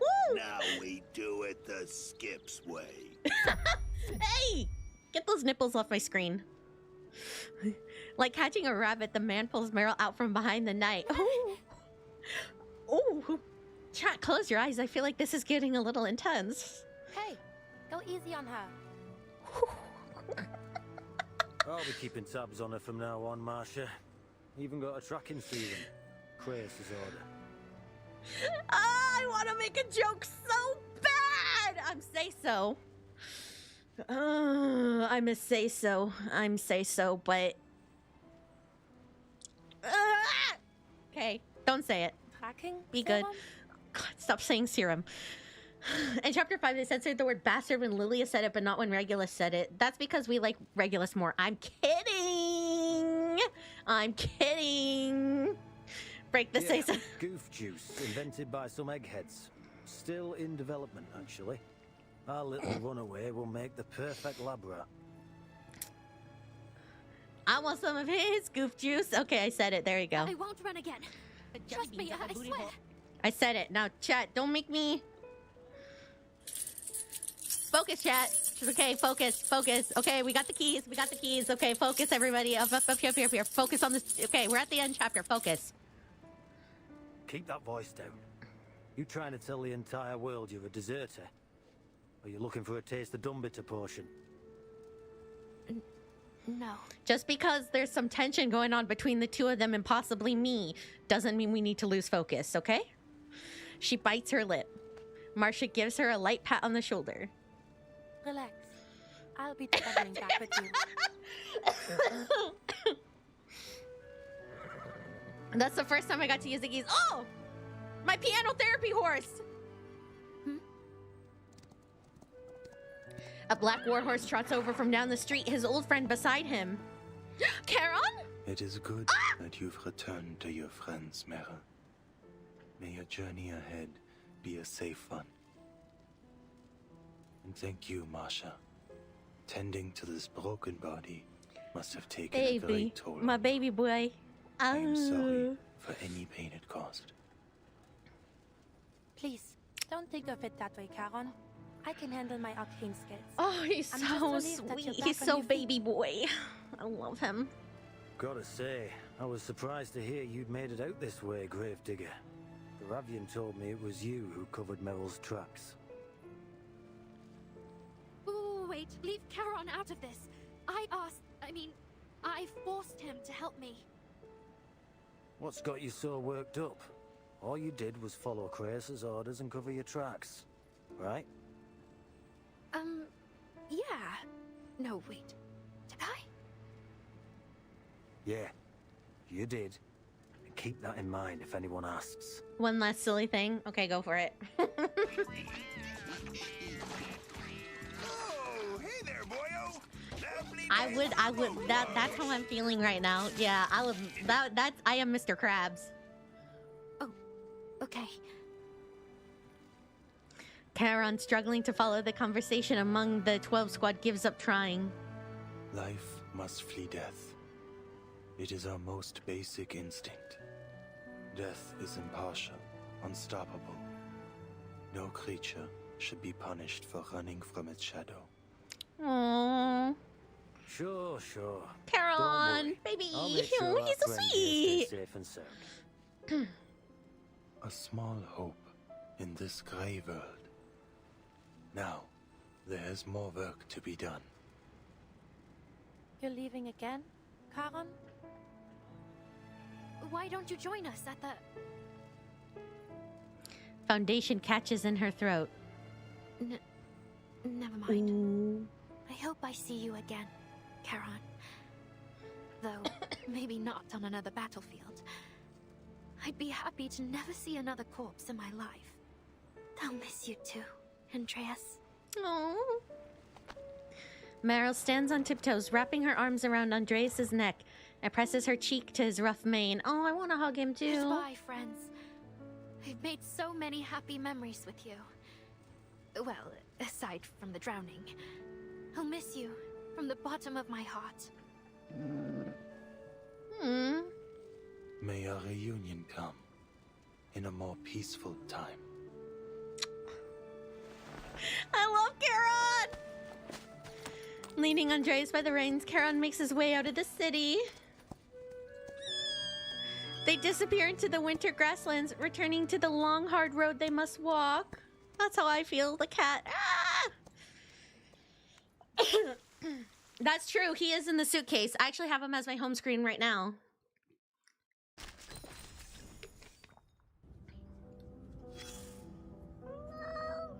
Oh, then marry Charon? Maybe I will. Why does Charon have a horse and not a boat? I mean, there's a river, but... I don't... That's a good question. There you go. Get it out of your system while we're on the, the screen. You're Malai. Wait, about that tracking serum... God, stop with the serum thing. You were joking, right? You're 2 hours later than yesterday. Maybe it's you who should be using a tracking serum on me, eh? I get it. There's no such thing as tracking serum, is there? Want a drink? I hear the kid should just receive some fine bottles. My dear hound, this really matters to me. I'm begging you. Krias, what a coincidence. You're here too. She's the answer. You can't use a boat on dry land, can you? I mean, if you believe in yourself, sure, why not? Captain, my written apologies on your desk, Anne. You tricked me again. Wait. I had to sit through 3 meetings in a row this morning. My head's spinning. If you follow me again, I'll drag you straight to Krias. If you ask me, we should have left you on the step to fend for your... Oh. Why did Krias insist on dragging you back for an injection? So the tracking serum actually exists? I'm really getting injected? That's right, you're getting a shot. One of your beloved captains took some from the lab. Satisfied? Krias stole it from a lab? I never said that. Wake up, Blackbird. Your time's running out. I'm leaving. Okay.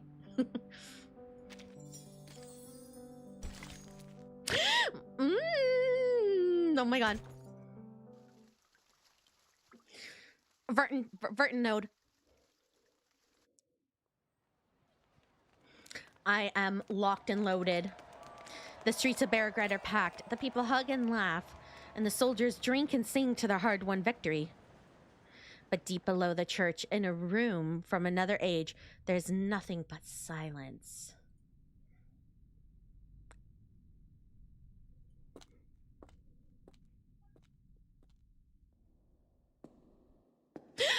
Shut up!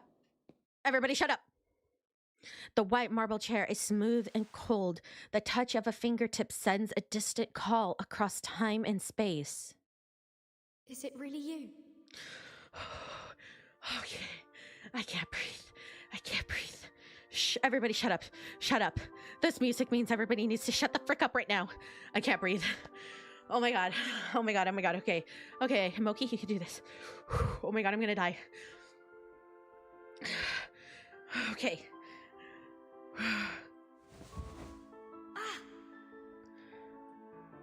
She sits and a pain prickles through her skin, a pain that is not her own.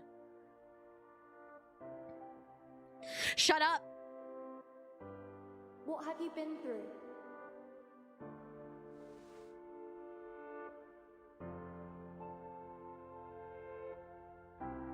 Oh no! Don't do this to me! Please! Don't do this to me! Don't do this to me! Please don't. Please don't. Please don't. Please don't do this. Don't do this. Don't do this. Don't do this. Don't do this. Don't do this to me. We should let her get some rest. Don't. Oh my god.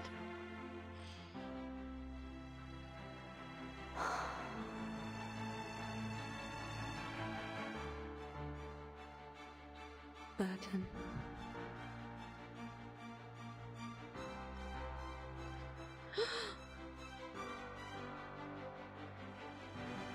Who are you?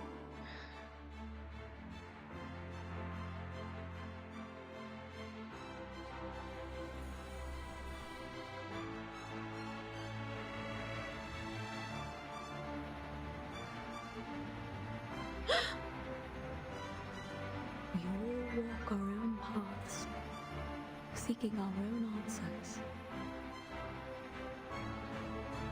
But our paths will surely cross again.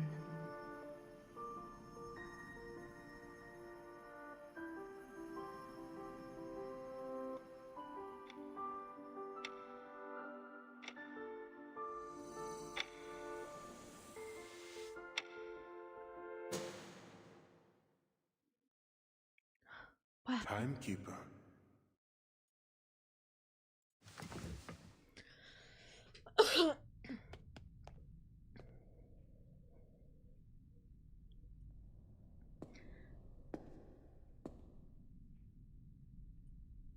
This room had always been locked to me, but now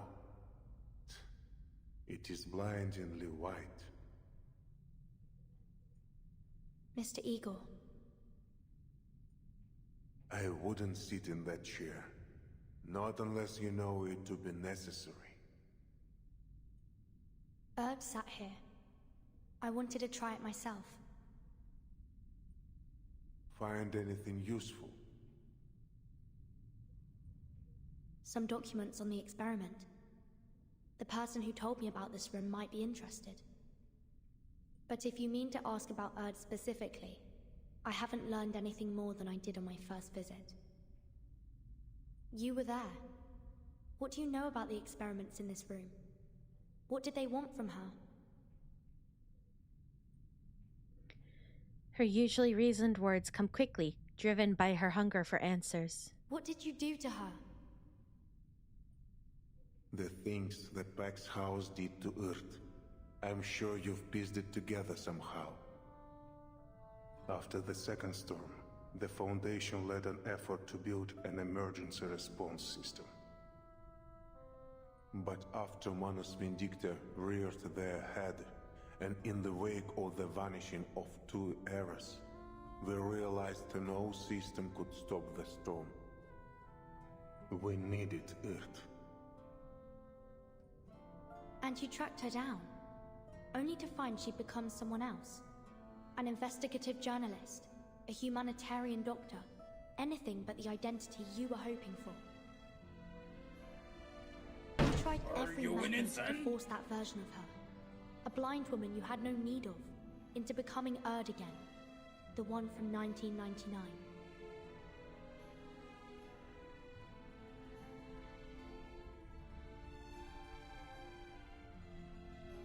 We, of the Pax House, believe that no matter the nature of the storm, whether Manus Vindicta forged new psyches from the realm of souls, or twisted the entire material world to warp memories on a universal scale, the key to every question about the storm was tied up in Earth, the original Earth. The Loop Laboratory and the vessel ensoulment experiments conducted here were dedicated to finding that key.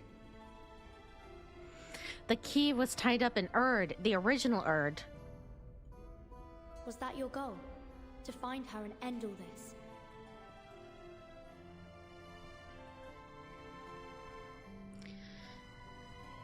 The old admiral closes his eyes, either to recall or to avoid. Igor, do you also want to return to the era before the storm? No reply comes. Igor moves to a corner as if searching for something. Just as I suspected, they didn't have time to evacuate with these materials. From a pile of discs, he lifts a white book as thick as a dictionary. Take it. It's heavy. Its surface is as cold and hard as marble. The weight of 43 souls combined. Huh? The souls of those whose identities were displaced after the storm. I abducted them from all around the world, a way to regain my footing among the ranks. What? Chat, this is spinning my head. Wait, I don't understand. So why Erd? She was in... There were other people displaced by the storm, so why Erd specifically, though? That's what I'm kind of getting lost on, is Erd specifically why? Or is it a we don't know yet? I placed my trust. Because they say Erd holds the key, but what makes Erd so different from the others? Believing that these experiments would one day bring back the people I loved. But you chose to walk away. 43. Each soul left behind a husk. I buried every one of them. I've buried so many people since the storm. I've lost count. I stopped counting. He takes a black cube from his coat and murmurs an incantation. It floats above his palm. Arcana's body was annihilated, but her presence and yours. Even with my modest lineage, I feel her presence everywhere, at all times. She bestowed on me a boon that let my army cross the storm. It worked as she promised. But after leaving Antarctica, the barrier that boon created could shelter only one person. I did still use it as a beacon to find a new sanctuary, but it cost us dearly in time and effort. Meanwhile, Krutov seized the opportunity to wreak havoc along the dawn. A better smile colors Igor's face as he stops channeling arcane energy into the boon. This is Arcana's mockery of me, the mixed-blood arcanist who dared mimic Noah. But you managed to build your own arc, didn't you?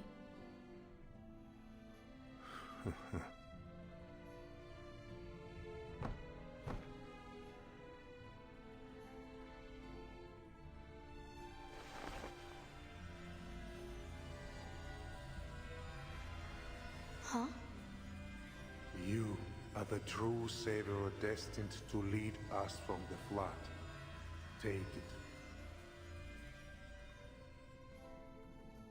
Back to our deal, Timekeeper. I brought you to this laboratory as promised, and told you secrets the Foundation would rather keep hidden. Along with this boon, I believe I have done enough to earn your favor. What is it that you want? Only that you consider me a partner in the future, so that we may help each other when the need arises. Oh, Korean Verton was taken out. I forgot about that. Frick! No! God dang it. Korean Verton is canon to me. Korean Verton is real. Korean Verton can hurt you. God dang it. Is that where it was supposed to be? Is that where frick. God, I wish they left that in. Oh, I'm so disappointed. I'm too slow. I was hoping it would have been left in. I'm still the timekeeper of the St. Pavlov Foundation. You're betting your life and freedom on nothing more than my favor. Not my first gamble. I have confidence. You and I share the same enemy in Arcana.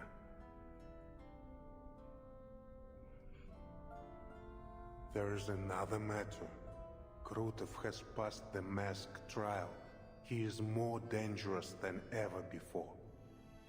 We defeated him at Tamarovka, but there was no sign of his body.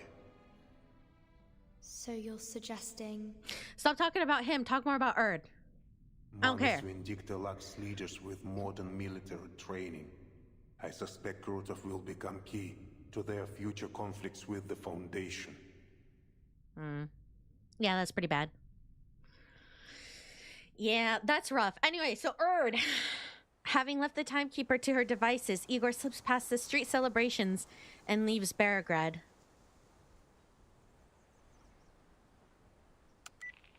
Father. As you said, Moldir, the Timekeeper is unlike most of her colleagues. A soft laugh comes through the communicator. The events at the South Pole are still fresh in her mind. She's a truly extraordinary young woman. Based on my collaboration with her team in Antarctica, I'm sure she has prospects beyond the Foundation. I hope your meeting brought something of value. It did, to my surprise. Oh, bye, Aldous. Have a good night. What if Krutov comes back with manuscript? I hope he does. Recall all personnel on the field to the Sanctuary. We need to accelerate recruitment and redeployment. Moldir is temporarily rendered silent by the abruptness of this order. Yes, Father. Let the residents of any nearby villages join us if they wish. We need all the strength we can muster. All of them? Civilian or soldier, human or arcanist, take them all in. The Admiral answers with unwavering conviction. And keep an eye on Ptolemy until I return. And should I not return, command of the Griffin Legion will be transferred to you. Father. Igor, standing on the bank of the Don, gives the old city one last glance and ends the call. Ooh. What's the rush, old man? A gun muzzle presses to the back of Igor's head. I've been expecting you, Lieutenant Lilia. So you recognize that Ptolemy is a good-for-nothing bastard then? At least you're a better father than you're a soldier.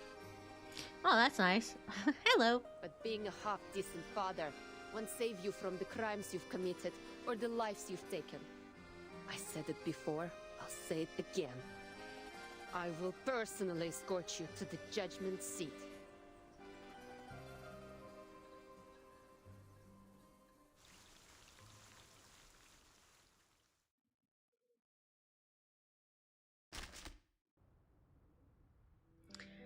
God, I'm so interested about Erd. Give me a minute. I'll go deal with the intruder. Walking into my home with blood-soaked boots.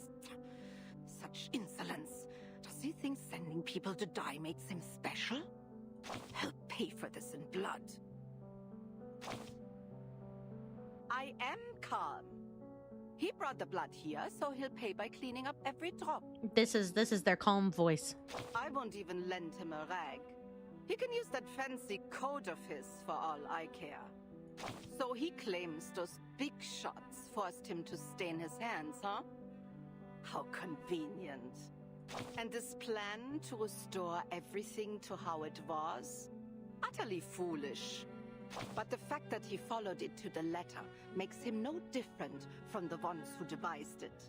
To realize their grand vision, those so-called realists kept piling weight on one side of the scale, sacrificing one innocent life after another, just so someone could remember a name that wasn't hers anymore. Absurd. I have one thing to say to those arrogant megalomaniacs wanting to play gods. Anyone who has forgotten their own name is as good as dead, and forcing them to wear it again won't change a thing. What happened has happened. Those bloody footprints can never truly be erased.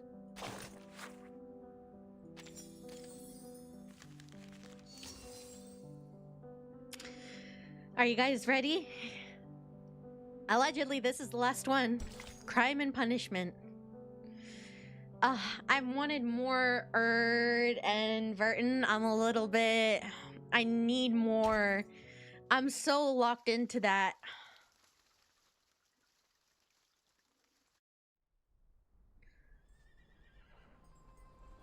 Raise your glass to the Sino Cavalry Corps.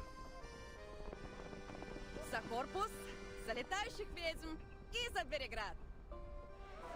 Oak mugs, meat and toast, golden liquor overflowing at the rims. To everyone! This is nothing like the samogon we brew in the village. Too fiery for you? Not fiery enough. He drains his mug and lets out a hearty laugh. Hit me!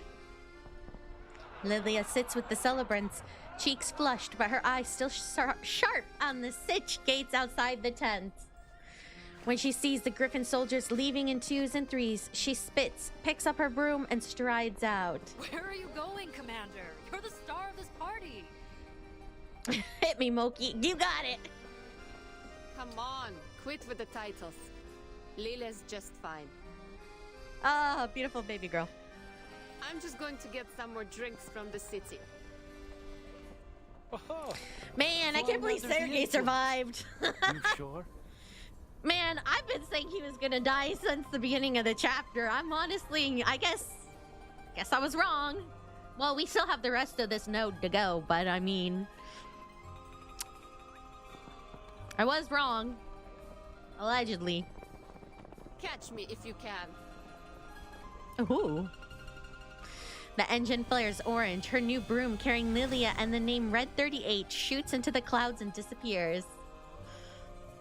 The commander examines the trail towards Beargrad with a puzzled look. Then he lifts the tent flap and steps inside. Where's Lieutenant Lilia off to? The city. Said she'll bring back more drinks. Weighing the bottle in his hand, he lapses into silence.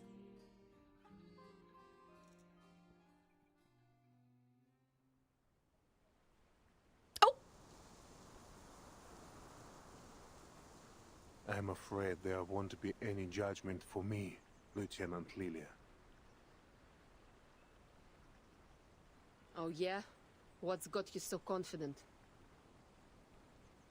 This war between Manus Vindicta and the Foundation will grind on for a long time to come.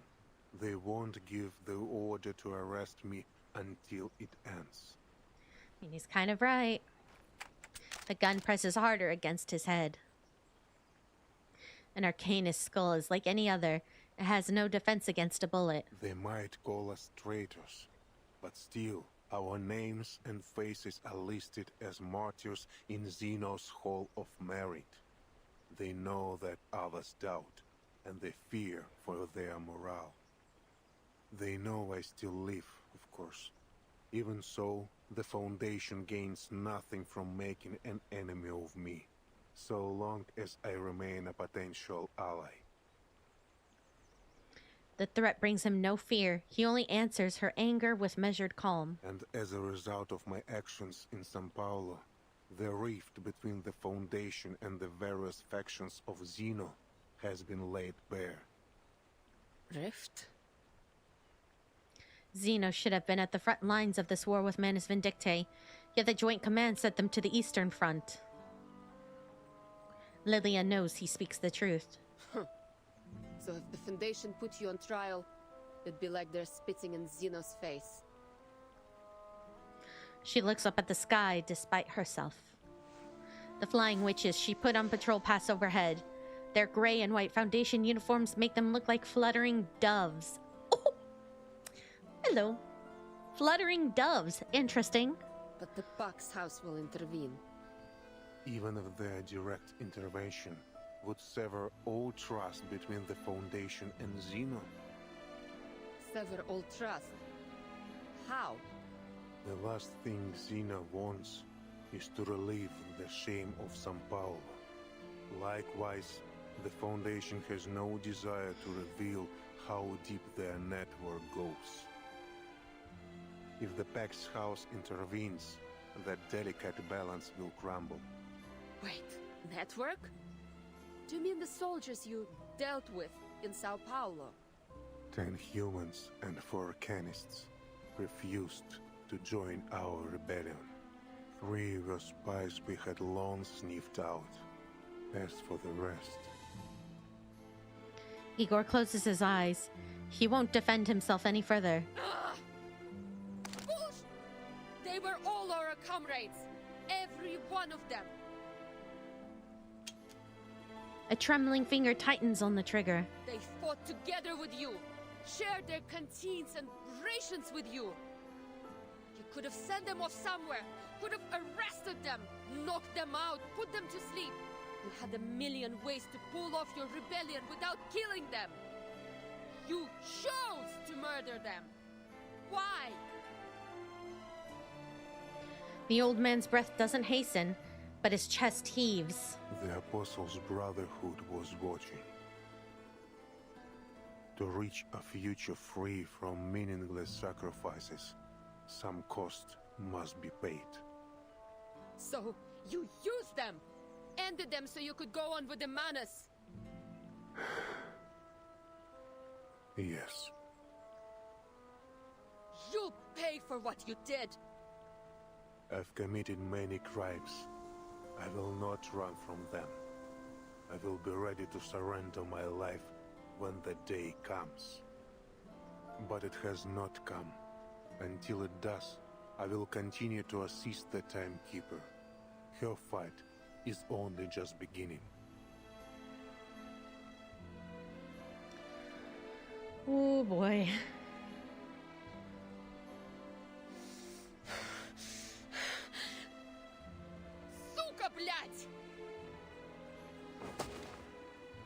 She flings the revolver to the ground, the wild grass swallowing it. All the goddamn arrogance! You ready to die? No, your death won't fix anything. What about everyone who decided to follow you, huh? What about Lopera? You owe her an explanation. Blять! You were right about this old fart Ivan. He's got a screw loose in the brain. Someone should send him to Mesmer Jr. to sort him out. I love how Mesmer Jr. is a threat. The commander steps out from behind a rise. Clearly, he has been watching unseen from the start. He studies Igor, searching for a trace of the past in his weathered eyes. You are a madman, Igor. Except Manus Vindictae, who else dares challenge Zeno and the Foundation? And now even the Manus march against you. Your legion walks amid tigers. Igor turns to his old friend with unusual calm, as if he weren't sinking into a mire. Amid tigers? No. My legion soars high above, like the indomitable griffon. My children will rend their foes with claws and guard their friends with wings, and they will bear their ark safely through the currents of time. Don't flatter yourself. Lilia spits.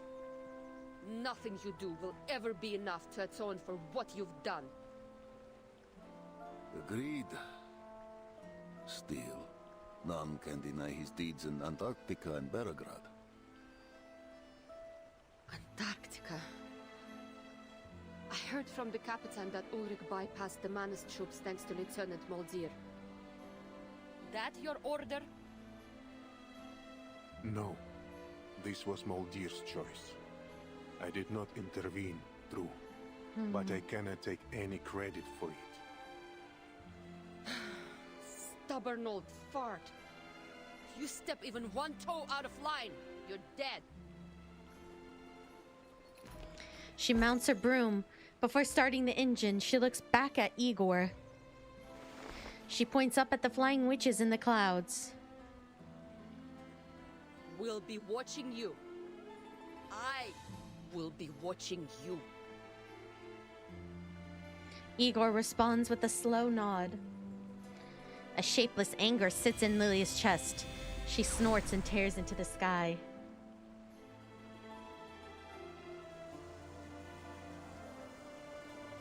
We were just like her once. Young, unable to ignore anything we saw as unjust. Compelled to personally right every wrong. But we never put our lives on the line like her, did we? Wait. The scar on his brow moves with a smile. Memory does live in those old eyes. You did. So did you. I never thought an old cat like you would change his spots. Not a change I favor, mind. A river turns foul when it holds. We must all find our way to the ocean.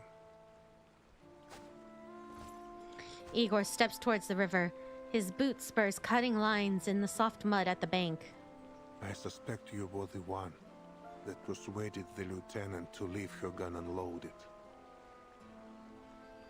I owed you for what you did for the Corps. Oh.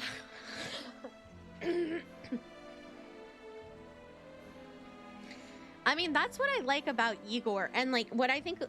hold on, I will talk about it in a minute.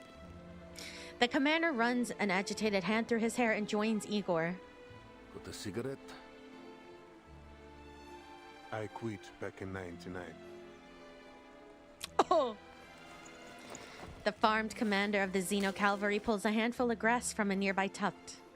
Do you have any idea how many of my silly pups wish to follow you after Tamarovka? I found a place.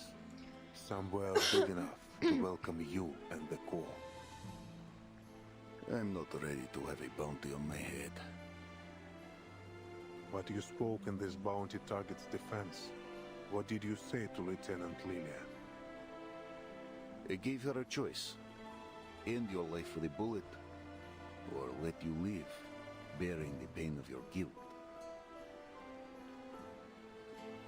Did you ever consider that I might just be a cold-hearted tyrant? That I feel no guilt at all? We've all changed since the storm. I read your letter, old friend. No truth serum could tell me more than it did. I tarnished with my own hands the honor we once held dear. Molly, please tell Lopera that...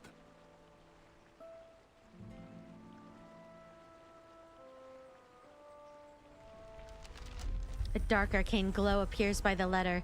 A shadowy mouth emerges from it, shoos it down, and drags it into the void. The jar in Igor's hand flickers. A firefly dims and falls to the bottom. Really? Running your old bones deeper into the ground just to protect your privacy? Privacy. I thought you'd never heard of the word. I didn't mean to pry. The soldiers were getting their letters. Yours was the only one with no name. We ride out come morning. We all know that many of us will never return. You still have a chance to come to the siege before we leave. You want me to take those young soldiers in? This was never meant to be their war. Lylia's aircraft has left a lingering line across the sky. They deserve to see the new spring.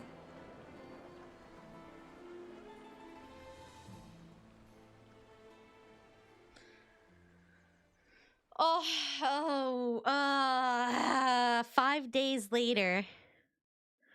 Oh my god. You know, if I drank, I'd say I need a shot after this chapter. Located in a Foundation facility. Completely confidential and no field mission application required. You're more thoughtful than I expected, Timekeeper. Let's make the most of our time, Mr. Iranai, before our absence draws unnecessary attention. Then let's cut to the chase. About the vessel ensoulment experiments conducted in the Amber Room laboratory. Shut up!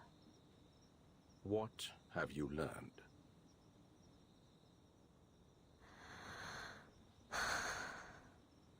I managed to recover documents detailing the experiment's main procedures. However, I didn't find anything significant about Erd.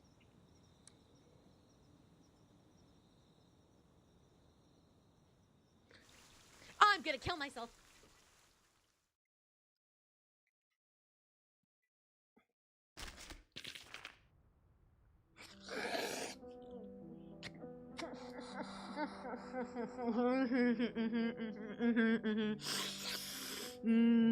I knew it. I knew it was gonna cut off. God, I knew it. I knew it. God, I knew it. I knew it. I freaking knew it. I freaking knew it was gonna cut off. I knew they weren't gonna give any more information. Oh my God, Vertin, I swear to God, if I catch you, Vertin, oh my God.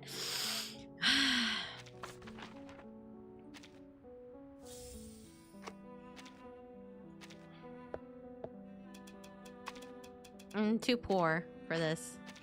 So how do we feel about Igor after the chapter? So we found out that Igor... Oh, bye, Pharaoh. Mwah. So we found out that Igor was a part of the Foundation, loyal to the Foundation, then not loyal to the Foundation, then loyal to the Foundation again. How is this chapter for you? Amazing. Amazing.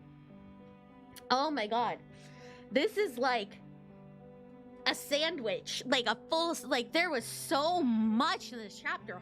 Holy crap. Oh, the next chapter is gonna hit so hard. I can't believe it. The next chapter, oh my God, it's gonna hit so freaking hard. It's not even funny. But how are we feeling about Igor? So Igor was with the Foundation and he was quite loyal to the Foundation at first. And he didn't seem to agree with the experiments that were happening. And then afterwards, well, now he's doing, you know, now he's with being nice to Timekeeper for whatever, you know, reason. But in the past, he was loyal to the Foundation in a somewhat peaceful sense. And then he wasn't.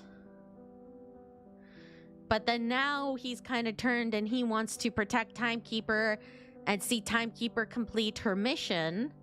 So yeah, he's not really friendly with the Foundation right now, but he's basically like, well, I'm just not gonna die until it's my time. I need to see Timekeeper finish, you know, whatever's happening. So it is a little bit strange, like, you'll die when the time comes to atone for what you've done. But what is that time, you know? Who doesn't want to be nice to the Timekeeper? Exactly. Yeah, he used to be very loyal after knowing all the BS the Pax House and the Foundation are doing until he discovered it. Yeah.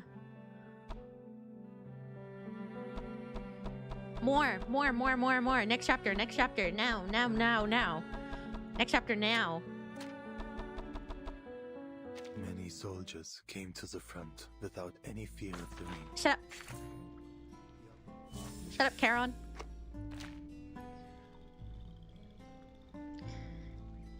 Yeah, I mean, Lilia is rightfully upset, but also...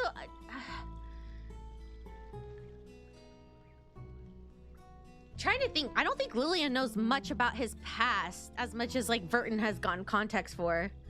Keep scrolling, a secret chapter will appear. The way Igor interacted with Muldir at the end indicates he was planning for something...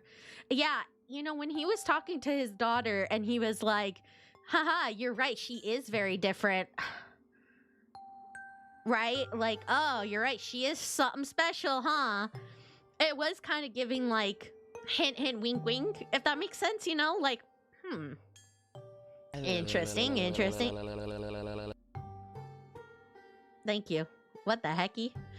But it was... their conversation was kind of giving, like, they know something we don't, and I'm kind of like, huh, okay.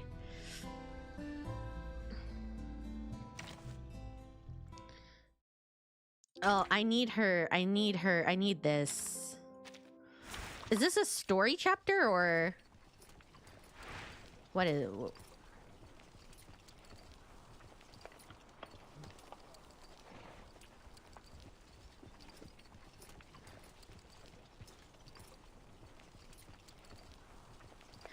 Confused. What am I doing now? Oh, it's a short story. Do I get prizes for this? I'm so...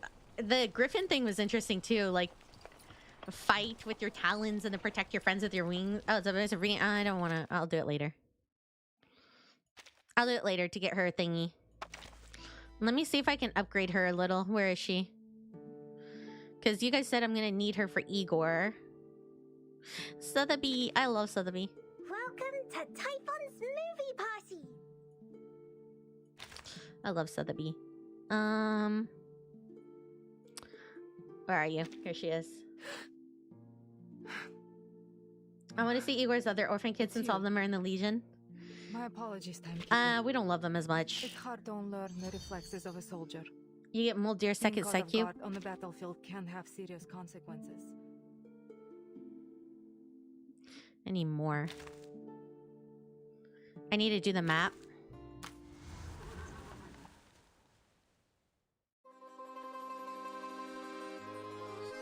My god, there's so many things to do! And this is Marsha's. Ludoscope. Limbo. No, oh, I'm trapped. No, please don't. It's trapped. I can't. Hold on. I can't get out of this now. I can't get out. I really hate this.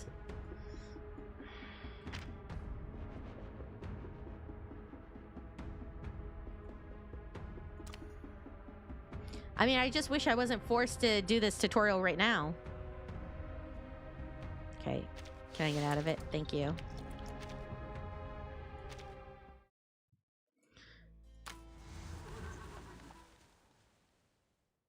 I forgot. Where's the... Is it this? Oh, here we go. Hostile. Igor's adopted daughter. She is Lopera's older sister. Loyal to her father. Griffin Legion. Manus Vindictae. Ooh. Captured and tortured him. Haha. Sad. She's like the Hotel California. Meryl.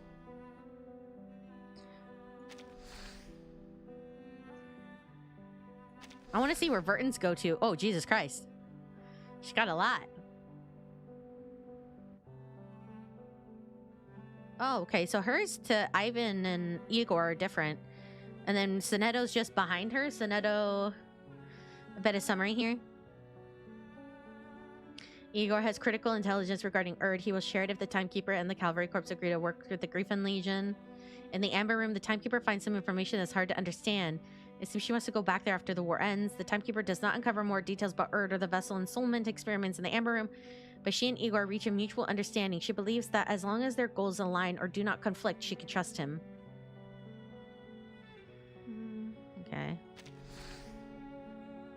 Igor defected during the Sao Paulo incident, taking his forces to join Manus Vindictae. After the Antarctic incident, he separated from Manus Vindictae, causing a split to his close ally Krutov, who continues to work with Manus. He wants to form an alliance with Timekeeper. Blinded by his hatred, told me worse is the situation. Igor, however, sees something on the battlefield that gives him a slight advantage. Using intelligence obtained at the cost of Griffin soldiers' lives, Igor learns about Krutov's movements. Igor uses his arcane skill to teleport himself and his soldiers into the heart of the enemy formation, confronting Krutov's army directly in final battle. After the final battle, Igor and the Timekeeper seem to return to the Amber Room in secret. According to the Timekeeper, Igor hopes to establish further cooperation. Oh, so he wants to be besties with her. Go to Lilia. Oh my god, she has a lot, yeah. She loses okay, I didn't know that one. While on the Eastern Front, Lilia follows the Xeno Cavalry Corps under Vice Admiral Burkov's command. After delivering her intelligence, she remains on standby at the camp. When the Timekeeper arrives on the Eastern Front, she makes contact with... Oh, Timekeeper. I was like, Lilia makes contact with Lilia? What? Oh, with Timekeeper. Yeah. It's kind of... I don't know. Sometimes things are worded in this game a little bit weird. That kind of confuses me. I don't know if it's just my brain, but maybe I need to read more books. She makes contact with... Because like, this is written for Lilia's, right? So why would you say...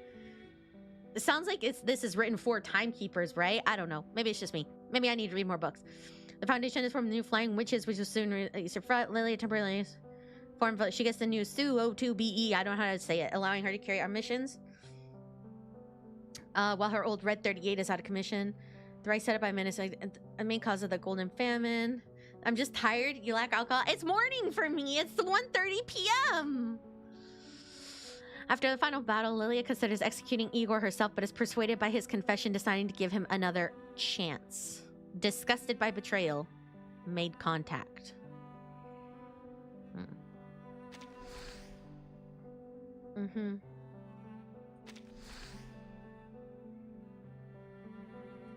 I'm kind of... Loyal comrade.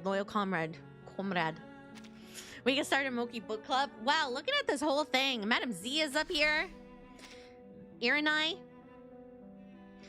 fights to increase the Hawk's influence within the Foundation. He firmly believes that establishing a Foundation army is essential to overcoming the unfavorable situation caused by Manus Vindictae and regaining the initiative. The Doves disagree with the Hawk's radical approach, leading to two opposing voices within the Foundation. They work together on the surface, but each side acts for its own goals in secret.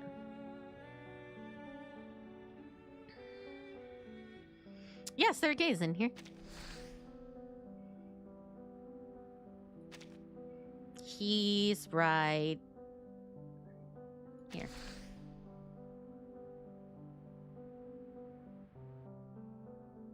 He joins the Griffin Legion.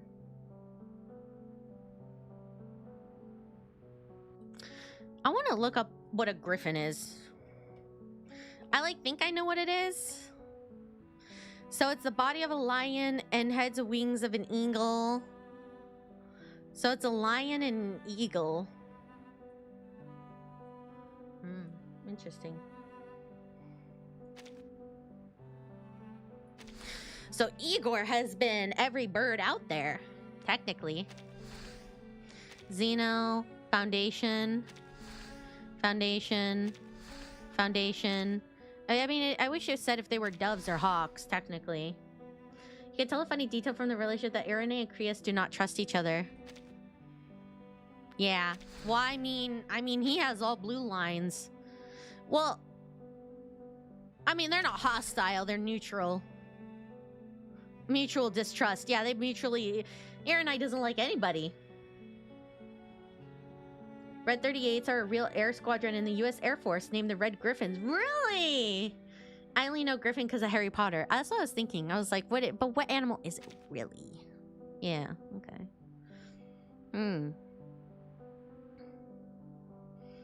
Karen and Meryl didn't meet that. That is true. So did you know that Igor has been every bird? He has been every single bird faction available at one point or another.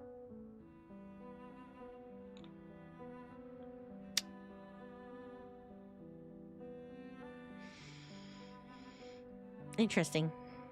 Caring family, caring family. Love it. We love a caring more family. Where you know the faction you belong to, like, oh wait, you could do it? Igor the Birdman, he just likes for wait, can you take a test to see which one you belong to? I love how it's like caring family, and this is like the warlord family. Family that wars together stays together. I guess. He would love to meet, I don't know, Gaetian, is that how you pronounce it? Yeah, you're right, the Birdman. Yeah, I just love how it's caring family. We're such a happy family. We love each other. Ooh. Okay, let me go to my chatting. That's on. I'm gonna grind on my own a little bit when I lay in bed and try to get my characters up. Let me put you guys on. Go to the map. Oh, okay. Before I do that, let me go to the map.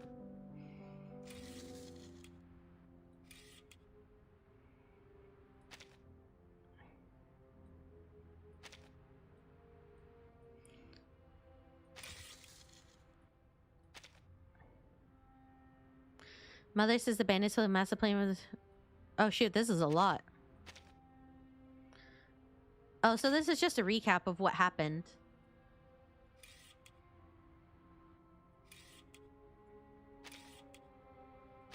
Timekeeper.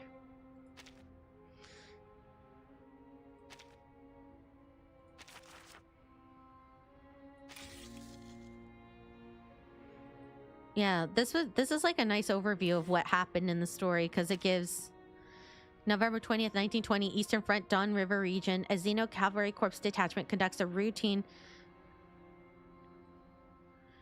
Let's see.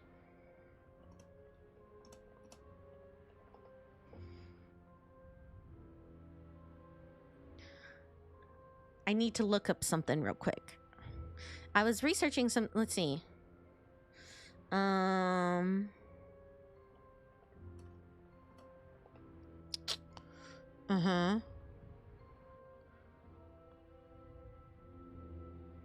Okay.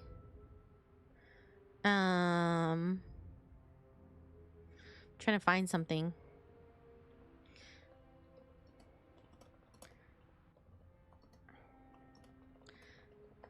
I have to Google something.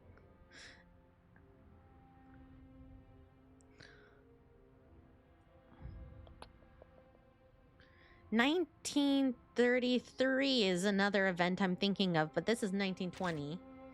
Oh, hi, Livin. This is all 1920.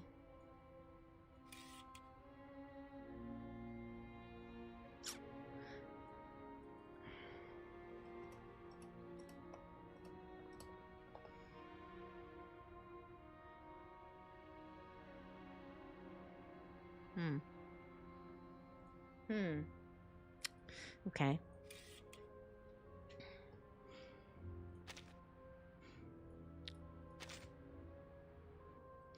Wait, what am I missing? Why does this still have... Oh, this has documents. My day's been good. We just finished the chapter. Oh, hello. Hello. Supplies on the Eastern Front critically low. Dispatch Mr. Duncan at... Oh. There we go.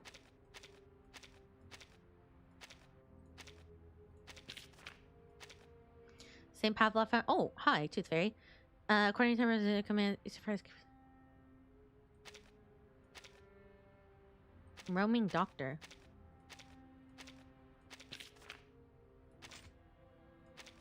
Ah, so this is what it is. You do the documents and you do the dispatches. And you get stuff. And then does this also have documents? Oh, this does. Okay, so this will take a while. Okay, let's go to chatting real quick. I do... Oh, you guys are on the bottom here. Yeah, you came right at the end. Hold on, I need to add. There we go. Okay. Just in case you guys do the Tangia thing, I needed to add it here. There's afterwards after you finish the dispatch. Okay, I'll go through that. I'm gonna lay in bed a little bit and I'm gonna try to level up my characters. And also I need to do research on some stuff.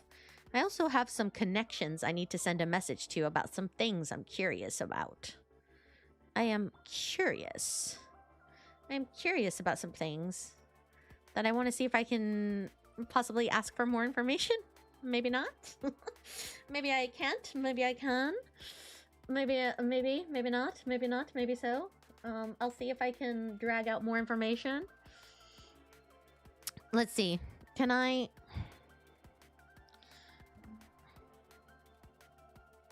Let's see. Let's see. Should I show you guys what some of these Tangia things do? These are kind of fun to play with. I mean, I have a TTS, text-to-speech. I added Wendy Williams because I love it.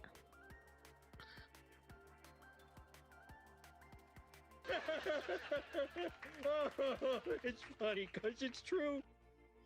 Yeah, there's that. I believe everyone that has connections with Aaron and I are Hawk adjacent, and people with Igor I call Eagles for being neutral. I could be wrong though.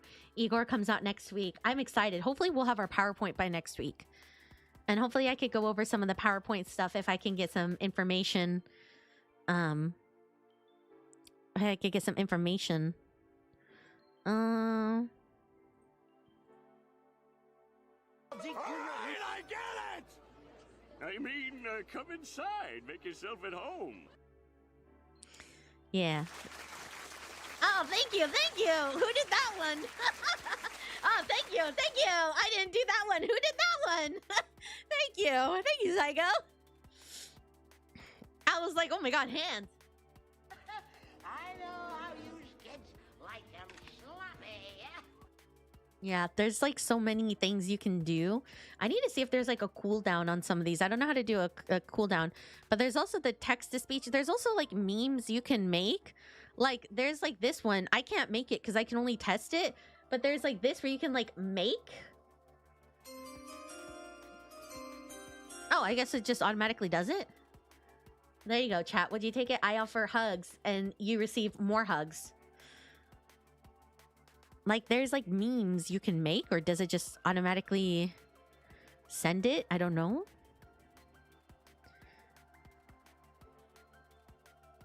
Let's see. But yeah, I still need to go through some of these, and I need to add some of these as redeems.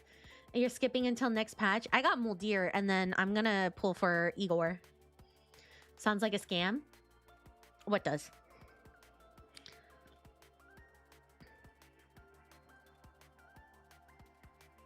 Can you hug? Chat? Yeah, come here. Give me a hug. Give me a hug. Right here. Come here. Hug me. Oh, the hugs? No, come get a hug. By the way, for those curious, I will say I've been this is not a help. Creepy. Ew. Got no Muldir Lopera, but I will still pull for Igor. That's the spirit I like. This is not healthy whatsoever. But I've been semi-stalking my crazy neighbor's house. And there's been some weird things going on over there.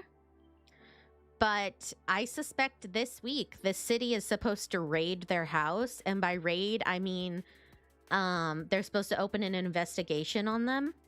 So I've been looking out my window incessantly to see if anybody from the city shows up this week. So that's what I've been doing, and that's what you can guarantee I'm gonna be doing the rest of the day. Stalking. Oh no, my my neighbor, quote unquote, left her door open, and her bully breed dog attacked and attempted to kill another dog and woman in front of my house. It had no collar, no leash, no muzzle, and the owner took about 5 minutes from the time of attack to show up. In that time, several men were trying to pry the dog off the other dog. And then I came out and I started screaming at the neighbor and swearing at her. And the police were called and I had video, so I sent it to the police. And then I reported it to the city because it was a bully breed that was illegally taken care of. But I noticed half of her windows on her house are tinted, like not tinted, they're like boarded up. And so like what we have here is like there's people who like come to your house and they like check your it was very traumatic. That's why I took the mental health day. It was very traumatic to see that, especially knowing that I walk water pup at night and this happened at night. And this could have very easily been me and water pup. And I don't know if he would have survived the attack because the dog that was attacked was a lot bigger. Those dogs are banned breeds. They're not technically banned, but they are legally susceptible to being forced to being muzzled if they're aggressive and must be on a leash at all times with their owner. And this one was not. Which is why when I came out to help the lady as well, you know, at first people were like, oh, it's a stray dog. Like people were screaming like, is it a stray? Whose dog is this? What's going on? I thought it was her dog. I thought two of her dogs just started fighting out of nowhere, but then the owners eventually showed up. And the owners of the dog literally live right across the street from me. Yes, I would love a bite harness. So like, my family took me off walking duties for a while. And I'm also getting safety gear for when I do walk him again. I could have been mauled by a dog. It was horrific. It was, I won't lie. It was one of the worst things I've seen in my life. If you've never seen a dog attack, they do not stop. There was 3 grown men trying to drag this dog off the other dog and it would not quit. Even when they got it off of the other dog for a millisecond, it charged right back to trying to rip its stomach out. So it was horrific. But anyways, so this neighbor, I haven't seen them leave their house since. Their windows are boarded up. And I didn't notice it before, but I noticed it now. And then we have people from the city that come around occasionally. And they check your gas. Recent? Yes, this was like a few days ago. They check your gas. And, you know, it's just something the city does. Every neighborhood I've lived in does it. It's just a normal here. Everybody has gas ranges and like boilers and stuff. So somebody comes in and they just make sure your boiler's working and there's no gas leaks.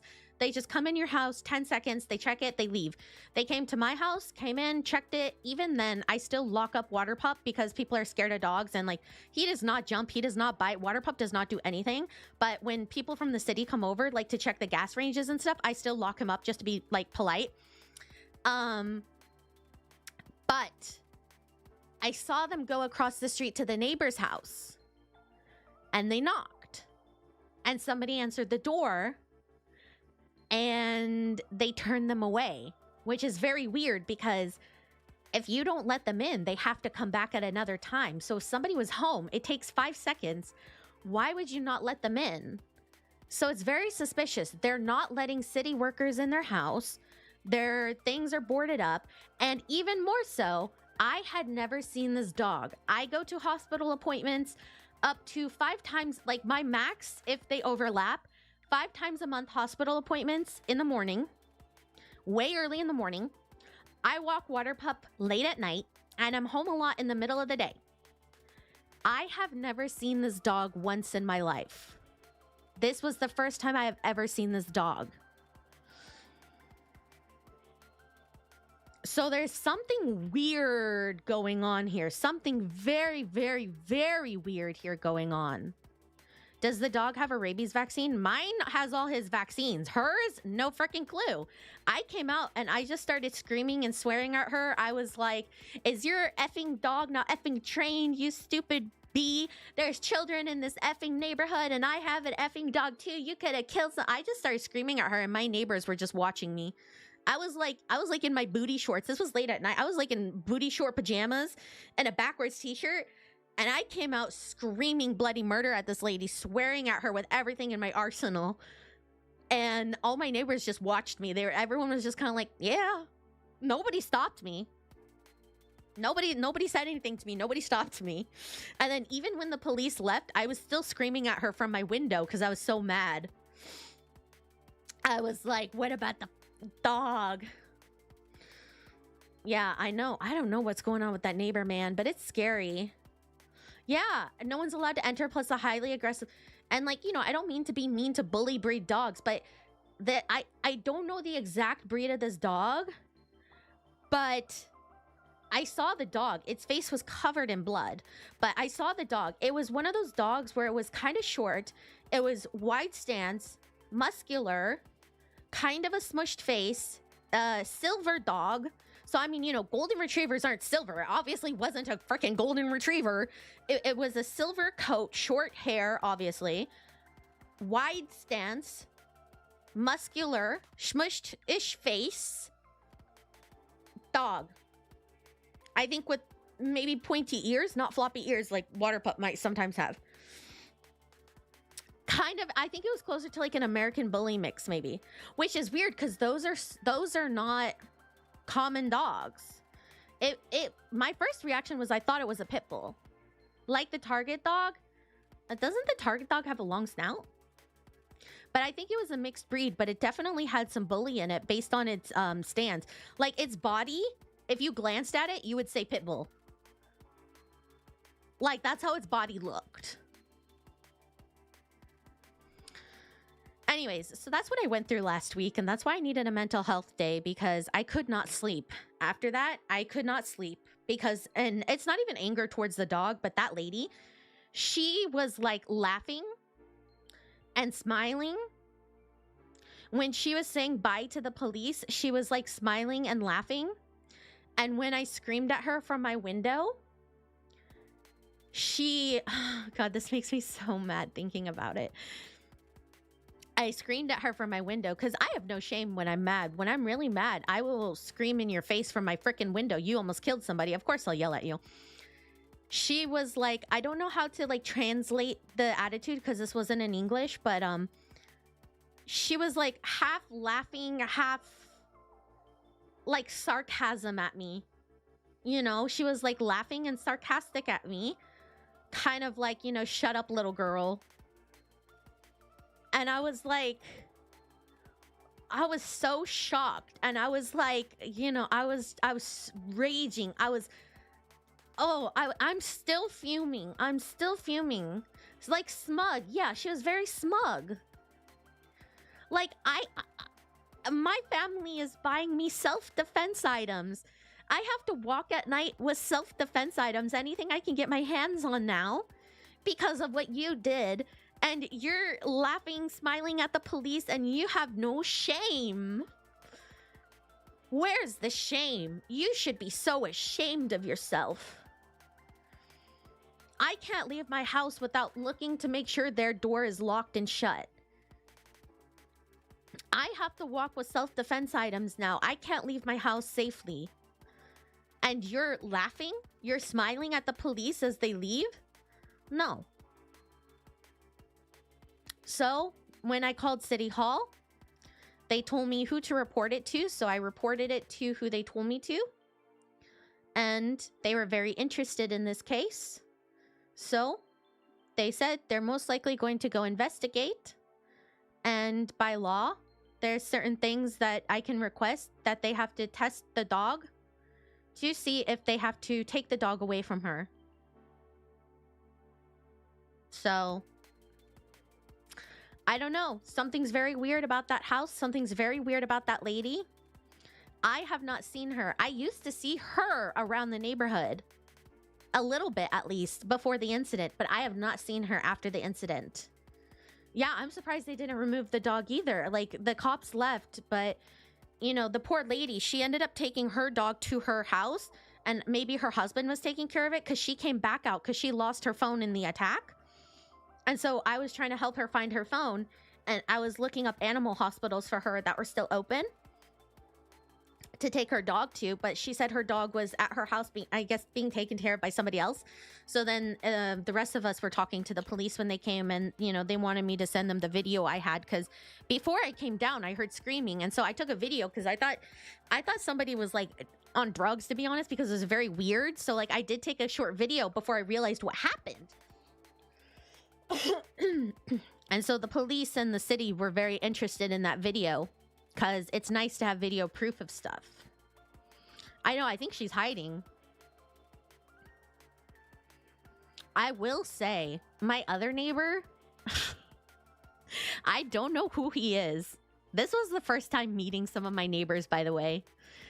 One of my neighbors who, while this dog was attacking, no, we didn't find her phone. I don't know if she ever found it. We called it and we could not find it. No idea where it went. I don't know if maybe she misremembered in the anxiety and she left it at home, but there was no phone. But you know, that's what my mom said too, that if a dog bites, it's likely they'll do it again. But anyways, while this dog was latched on to the other dog, my neighbor, oh, hello, Anunsul, thank you for the raid.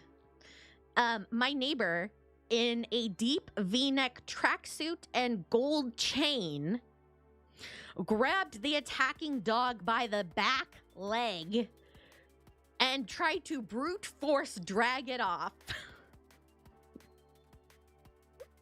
So between him and between me screaming in this lady's face with every insult in my arsenal, him and I were the dynamic duo of the night.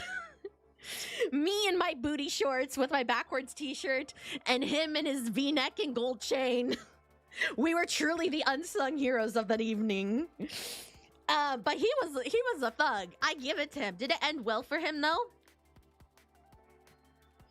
For my neighbor, yeah, the dog, I don't know. I've been trying to research animal behavior. This is so weird. I know it's not a good idea, but this lady was so hysterical. We were just trying to help they broke a broomstick trying to get the dog off the other dog. So if that tells you how bad it was. I mean, this thing was latched onto the other dog. I have no clue. I do not know animal behavior as well as I thought, because I have never seen a dog so determined to attack something in my life. Like, Waterpup doesn't even look at cats. I literally have never experienced this. But like, this thing was out for blood. It was so weird. I have never seen anything like it. Even if for a minute they hit it with a broom and it released for a second, it literally magnetized right back to its stomach. I can't even comprehend what triggered this. How big was this dog? Well, the lady's dog was a large corgi, and the other dog, I would say, was almost comparable in size. He was a pretty decent sized dog. He was a little bit wide-stanced, not as long as a corgi, obviously, bulky. He had like full, somewhat smushed face. Silver fur, short hair, obviously. If anyone knows what that was. They probably, I literally have never, you would think after hitting an animal or after dragging it away, it would give up. It did not. And that is guys, I cannot, is that normal? Is that normal? Like, does anybody know animal behavior enough to tell me if that's normal? Can be either bloodthirsty, very rabid, it has rabies, or it was abused. Because, I can't even compare him to Waterpup, because Waterpup literally doesn't hurt a fly. But, I literally... When you think of, a dog attack... You would think being hit with a broom, being dragged off by 3 grown men, being hit, being kicked, it would let go and run away, but it didn't. And even at one point, she lifted the dog up onto the back of a car because it managed to let go for a second, and it was still jumping at this dog to rip its leg off. So I'm just like, what is going on? Sounds like a fighting dog. I mean, they could be mean if it was being like that. It's not. It sounds like you have to condition for that. You are thinking logically, a sick mind does not. But I'm just trying to understand this behavior. Like, I genuinely, from like a scientific point of view, I'm trying to understand this dog's behavior, because I have literally have never seen this in my life. And like, I didn't grow up with dogs, but like, I have been around dogs before, and I have never heard of this in my life. I mean,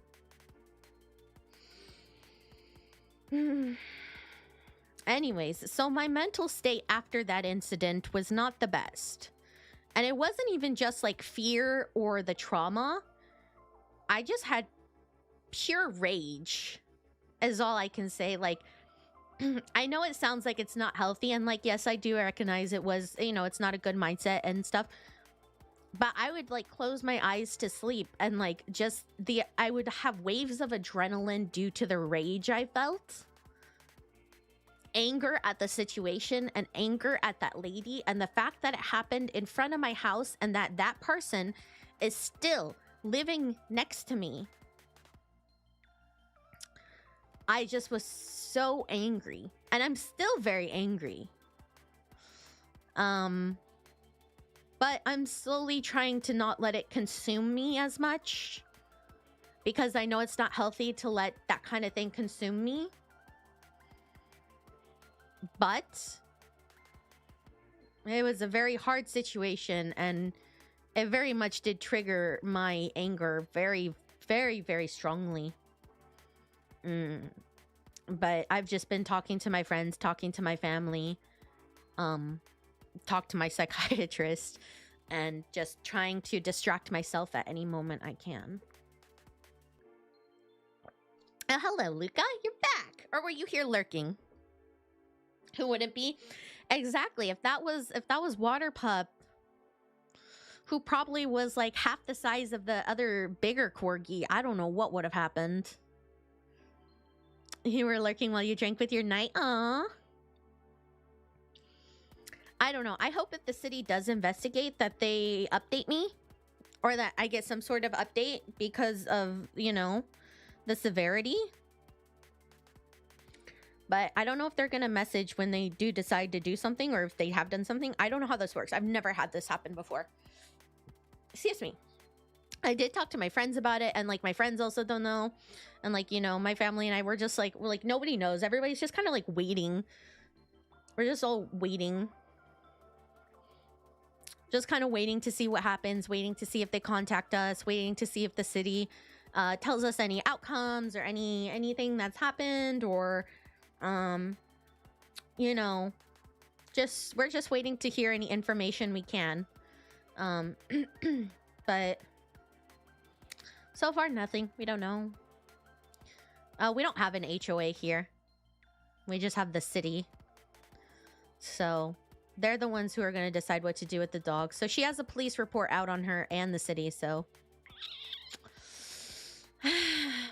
we'll see. We'll see. I mean, God, heaven forbid, one of my neighbors literally has a newborn infant. I can sometimes hear it crying if the windows are open. And I'm just like, what if it went for a baby? You know? So messed up. So messed up. And they had the nerve to say it's because they left their door open. But where were you? You left your door open and your killer dog escaped, and you were nowhere to be seen for at least like 5 minutes? Maybe longer, because like I was the first person to look out my window.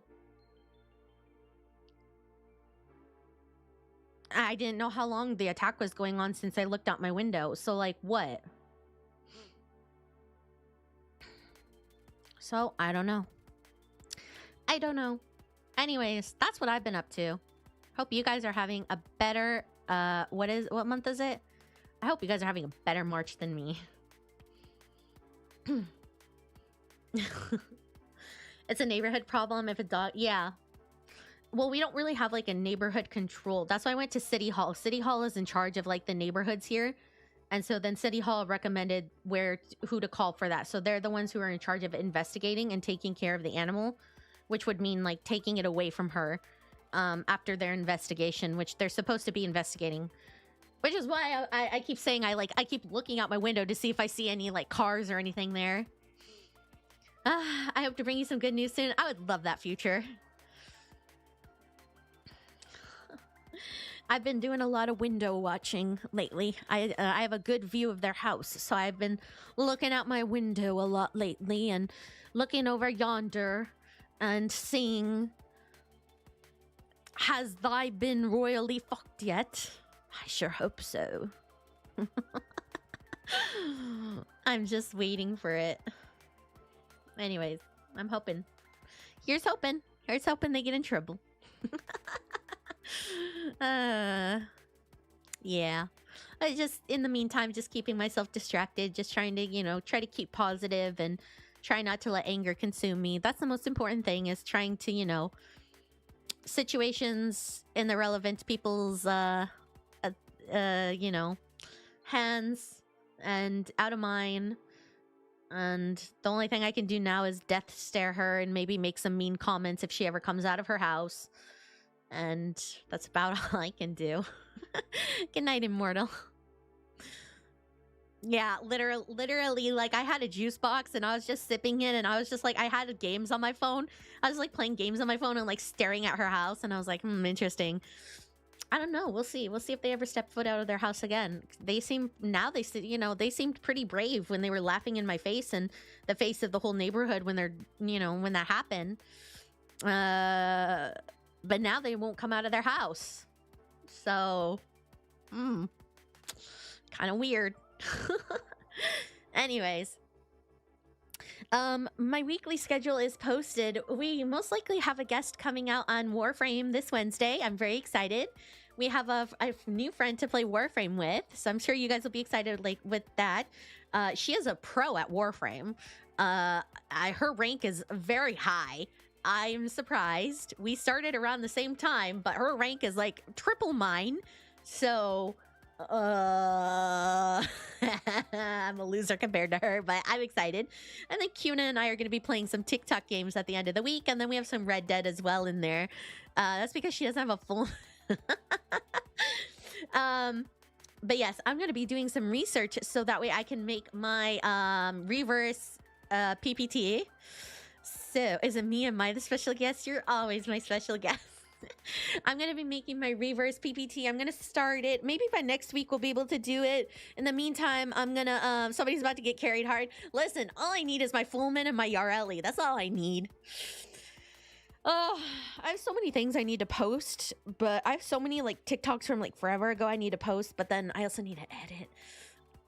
I'm going to be a baby to another 10. Literally, I'm just like, we're like, what rank are you? I'm like, I think I'm MR10. And she's like past MR. What's the thing past MR? Like platinum? Triple platinum? Double platinum? What comes after MR? LR. Yeah, she's LR. Like, what? We started at the same time. She's LR. I'm like, oh my god, what the frick? How are you so good? Yeah, she's LR. I'm MR10. She's LR1, I think. So, god dang, that's... Well, you are YouTube's favorite baby 10. Exactly. I have to stay baby. I can't grow, I can't grow on Warframe anymore. I have to, stay a baby. Or else I lose my title. But I'm excited because I want to pick her brain about all the how you do that. I mean, grinding, but still, that's skill too. But then Kuna and I also got some really funny games coming up this weekend. My stream time's a little bit different this weekend. Usually Sunday nights I stream, but it's going to be a morning stream for me because Kuna does mornings. So the schedule is slightly different this week. So, yeah. Anyways, I'm gonna head off now, and I'm gonna go start my PPT. But I love you all, my guppies, and I will see you guys all very soon. I hope you have a wonderful day or night wherever you are. And don't commit war crimes.